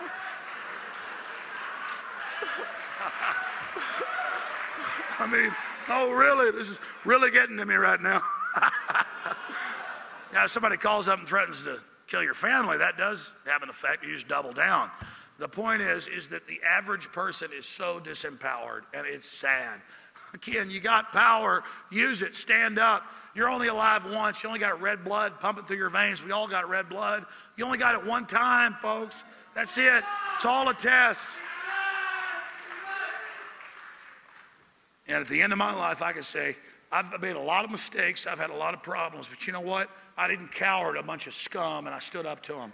That's what matters.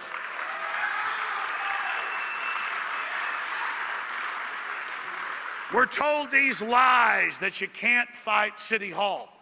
Every time I see people actually get together and keep fighting City Hall, if they've got justice on their side, if they're right, if the system's wrong, they may lose 2, 3, 4 times, but everybody I've ever seen who keeps going and going and going and going and saying, I don't care whether I win or lose, I'm going to keep on coming.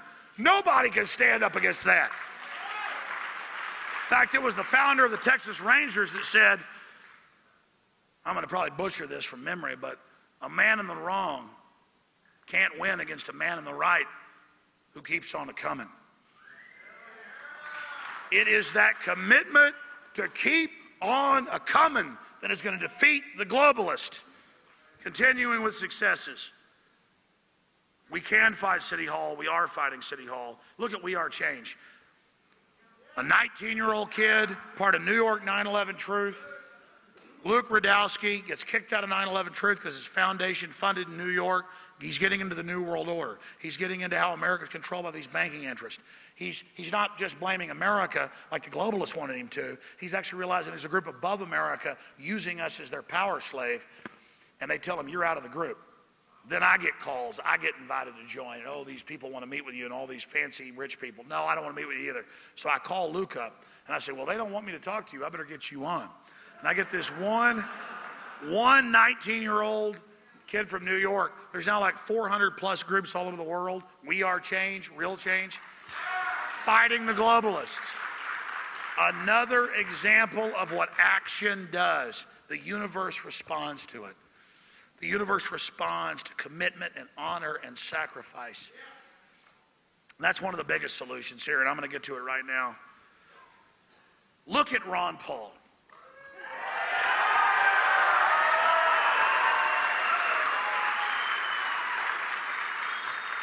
In the space of 4 years, he's more than doubled in all these states, the amount of votes he's getting. He's winning almost all the straw polls, the debates, being short shift on the time on the debates, being attacked, everything. And now it's all over the news, Washington Post, you name it. Oh, he really did win Maine. Oh, they are throwing the election out in Iowa, but we're not going to say why. The same thing in Nevada. Look, Ron Paul, look, you see 100 Ron Paul stickers. Well, I've never seen a Mitt Romney sticker. Have you? Have you? I've been all over the country. Have you ever seen a Newt Gingrich sticker? No. No. You've not seen a Santorum sticker? And they can steal these elections, but they cannot steal the fact that it changes month to month. He gets between 71 and 75% of all military donations.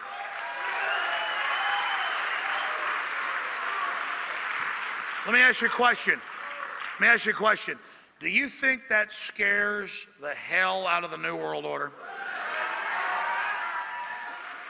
I mean, they're like, get the drones in the air and the robots on the ground as fast as possible. And I get all the DHS memos, the police and military send them to me. It's all, the veterans are terrorists, get ready to kill them. I mean, it's just like, remember when 4 years ago when I got those documents, nobody believed them? Where it's like the returning veterans are the #1 threat, and Ron Paul supporters are #2, and there's an anti-tax movie by Aaron Russo that's #3. These people don't like the Federal Reserve, which we all know is government. They actually told the cops that. And then the cops go look it up and find out it's private. See, the lying runs out at a certain point. And I can't tell you how many military people, brass, you name it, talk to me on and off air, and they tell me, oh, about 80% of my command's awake, 70%, rarely it's below 50. And I mean, they're waking up fast. They're waking up fast. They're waking up fast. And the globalists, they want to get us into a new war because they know Americans, once we're in a war, will kind of, well, I don't trust the government, but we're in a war, you know, I better do what I'm told. The point is that trick only works so far. The fact that we've gone from Ron Paul 15 years ago, 16 years ago when I was first interviewing him, getting no co-sponsors to audit the private Federal Reserve, to passing it in the House, and the Senate had to kill it procedurally. You're like, well, they still killed it. Oh, yeah, he's about to get the votes again. The point is we've gone from nothing to passing it. The point is, okay, they're cheating Ron Paul. We show everybody how they cheat him. And he goes around and educates people. Resistance is victory. Every time we decide to stand up to these bullies, we get stronger each and every time. Don't you see it?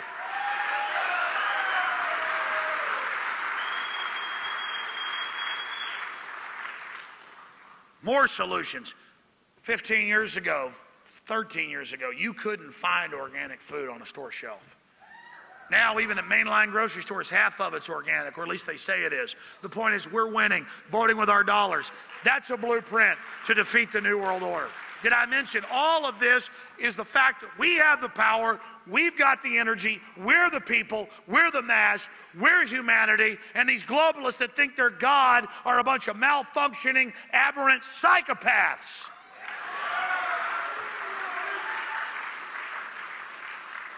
The In the Fed movement's exploding. The organic movement's exploding. Suddenly, every grocery store I go to, 2 years ago, it was like the trendy places. Now it's regular grocery stores. Oh, we don't have BPA in our plastic baggies that sterilize you, give you cancer, women breast cancer, men prostate cancer. We don't have BPA, we don't have fluoride, we don't have, oh God, we're not any part of that. No, buy our stuff. See, you take action, nothing can, that's why, if you look at 3 years ago when it came out, the swine flu, doubled your chances, the vaccine, doubled your chances if you took the vaccine of getting the flu the next year. Had all these health problems, didn't protect you from swine flu, which was non-existent.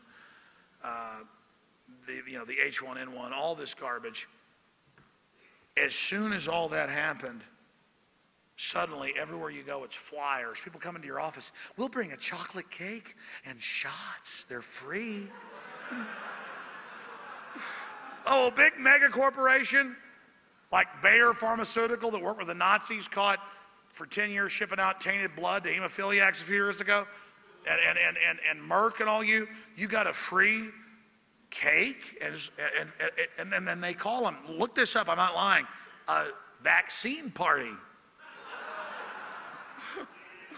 And we knew right then, it turns out that stuff was a simulant virus they released that's some type of trigger and is carrying a whole nother virus. You can look this up. I mean, they'd sue me if it wasn't true. You can look it up right now. There's a whole carrier virus. They said, oh, it's contaminated. This came out a few months ago. There is an extra virus in there. Don't look at it. Don't look at it under an electron microscope. Just enjoy what's about to happen to you. I mean, this is beyond wild. It's just like they're already killing all these people around us. They're dying. They're dropping dead left and right. Okay. I mean, again, I'm not scared of you. I'm free. I'm free now. And I'm free. I'm free. You got that? I'm free. I'm free of you. I'm free of fear. I'm free of it all. I'm not going to watch you sit there and kill people all day any long. You want to kill me? Go ahead. All I know is in the end of the day, you're going down.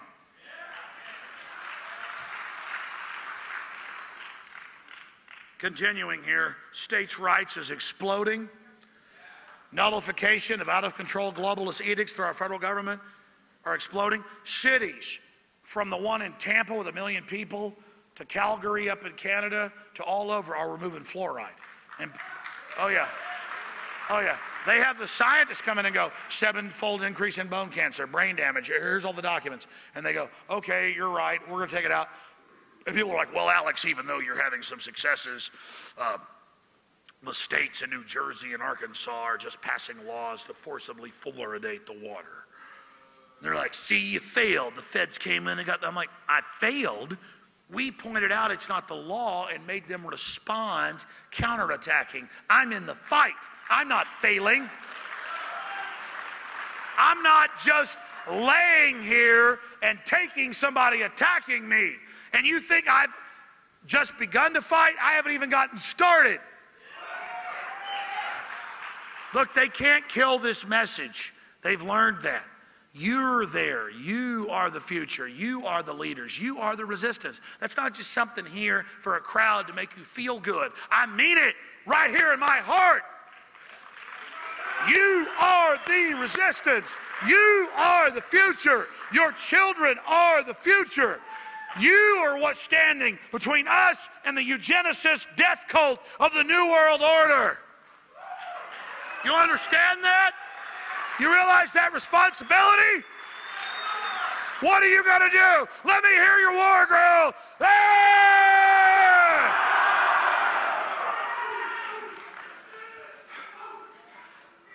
Because let me tell you something. This is the hiatus. This is the honeymoon. This is the calm before the storm. All this tyranny you've seen, all this craziness getting out in the open, that's the enemy uncloaking to line up their forces. The only reason you can see them now because they're massing, they're lining up. Let me tell you, but the good thing is once they fully attack, the gloves are off, it's all out in the open. You think we've seen an awakening right now? Doesn't matter whether I make it through this or not, or whether you do individually. The message has been sent. The horn has been blown. The warning has been issued. I will tell you again, you are the Paul Revere's of the 21st century, and on your decision to take action rests the future of this species.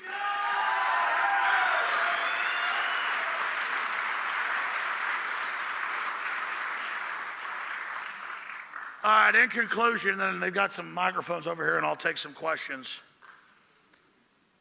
And there's a lot of other solutions I didn't get to. You know, homeschooling's exploding everywhere. It's not just for the Amish anymore. States' rights. Police and military are waking up everywhere, as I said, and refusing to do gun confiscation drills in places like Arcadia, Iowa. All of this is going on. But I want to give you a quote. George Washington gave one like it. Thomas Jefferson gave one. They're all similar. But all that evil men and tyrants need to flourish, grow like big trees, flourish. All that evil men and tyrants need to flourish is that good men do nothing. Nothing. You could just do something and stop these people. They're scared of you. I cannot express that hard enough. And finally, for solutions, constructive criticism is given in a friendly way. in a loving way. And constructive criticism is good, and I take it from everyone. But it's generally done privately, or it's done with, we're doing great work, but I think this is a better idea. What do you think of this? When you see people operating as patriots, and you see them operate and then start attacking others savagely while not attacking the greater evil, you can be assured that by contract or by spirit, unconsciously, they are serving the globalist. I already knew this years ago, COINTELPRO, you name it. But Cass Sunstein, 3 years ago, the White House regulations are said, we will pose as conspiracy theorists, those that question known liars. That's the definition of that. You question known, confirmed liars, you're a conspiracy theorist. Think for yourself, read government documents, you're a conspiracy theorist. We will infiltrate their ranks and we will attack them. We will cause infighting, we will put out fake theories, we will do all of this. And you need to understand that infighting is the globalist tool. They intend, and let's say you totally disagree with somebody about something. The point is, do they have the power to tax, the power to destroy? Are they pushing vaccines on you? Are they the system? Are they the man? Because let me tell you something, we can all kill each other later if we want, after we've dealt with David Rockefeller and Bill Gates and all these. Listen. I could call them Nazis, but everybody uses that term. These are not Nazis. This is the creature that gave birth to the Nazis. This is the creature that gave birth to the communists. When you study the New World Order, the mega banks out of England, they are the ones on record who funded all the authoritarian movements. And Carol Quigley at Georgetown, Bill Clinton's mentor, wrote a 900-page book admitting this.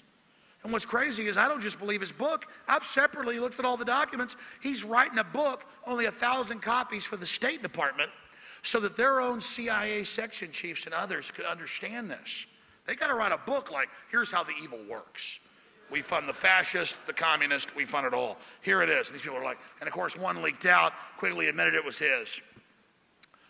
They fund it all. They're hyper dominant. You ever run into somebody who's really dominant? Just absolutely has to be in control of everything. Well, imagine these people like 10 times that.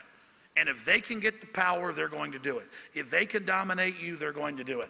And listen, they're like any other bully or some guy that thinks he's the king of the hill. He's just going to have to get his butt stomped. Okay? And I mean, that's what it comes down to. All right, continuing here. We are at the crossroads of human destiny. The universe lays before us. The eye has not seen, the ear has not heard what God's got in store for us. The psychopath guild knows that humanity is awakening and has used our energy, our skills to construct a global chemical, biological, electronic, spiritual concentration camp.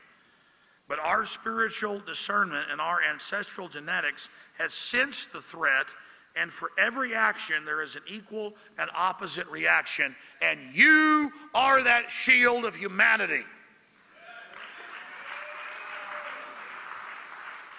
In closing, they are coming for us, and we are facing them down and coming for them.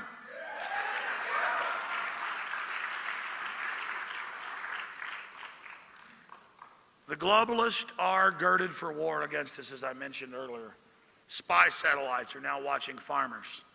Artificial intelligent, weaponized, autonomous drones are in our skies. Biometric cameras scan our faces, our cars, soon to buy and sell. They admit we'll have to scan. They can add fines and fees and taxes to that, and Homeland Security has said, as I told you, TSA would come to Dallas, they're now on the streets, you will face scan to buy and sell. Whether you're a Christian or not, it's here. Ambient, soft kill, full spectrum weapons are already being used. The chemicals, the biologicals, the radiologicals, the GMO. Anti-family dependency as they destroy our families and turn us against each other and wreck our society. And all the pollution and curses that come from it, the crime, everything, then they pose as the saviors after they've wrecked our society. Agenda 21 siege. The oldest form of war is siege. And that's what Agenda 21 was set up for. It's what it was designed for, was to shut down our society, shut down our infrastructure, shut down our systems through taxes and regulations, so we're dependent on them. realize that they are against us. They are engaged in slave disarmament, as they call it. They attempt to disarm the people, but that's failing. Giant wars of death and destruction to demonize America's name while they build their new world order. They get all the power and control. We get the blame and pay for it. A spy society co-opting the youth, telling them to spy on their parents, the preachers spying on their flock. Classic police state checkpoints on the highways. A national security state operating in secret. And even when it gets caught shipping in drugs or guns to Mexico, they don't get in trouble. I close with Ron Paul and a quote from his book, In the Fed. It is no coincidence that the century of total war coincided with the century of central banking. Ron Paul, In the Fed. I'll say that again. It is no coincidence that the century of total war coincided with the century of central banking. Ron Paul.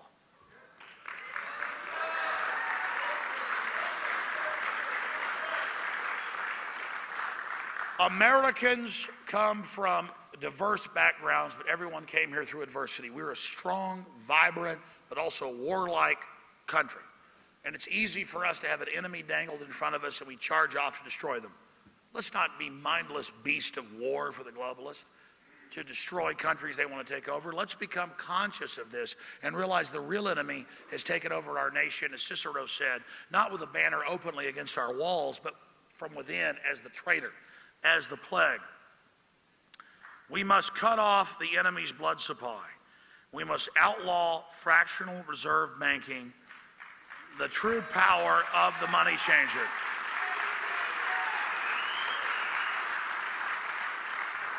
It is only by ending derivatives, fractional reserve banking, the Federal Reserve, where these rich families issue zeros and ones, we go into debt to them out of nothing.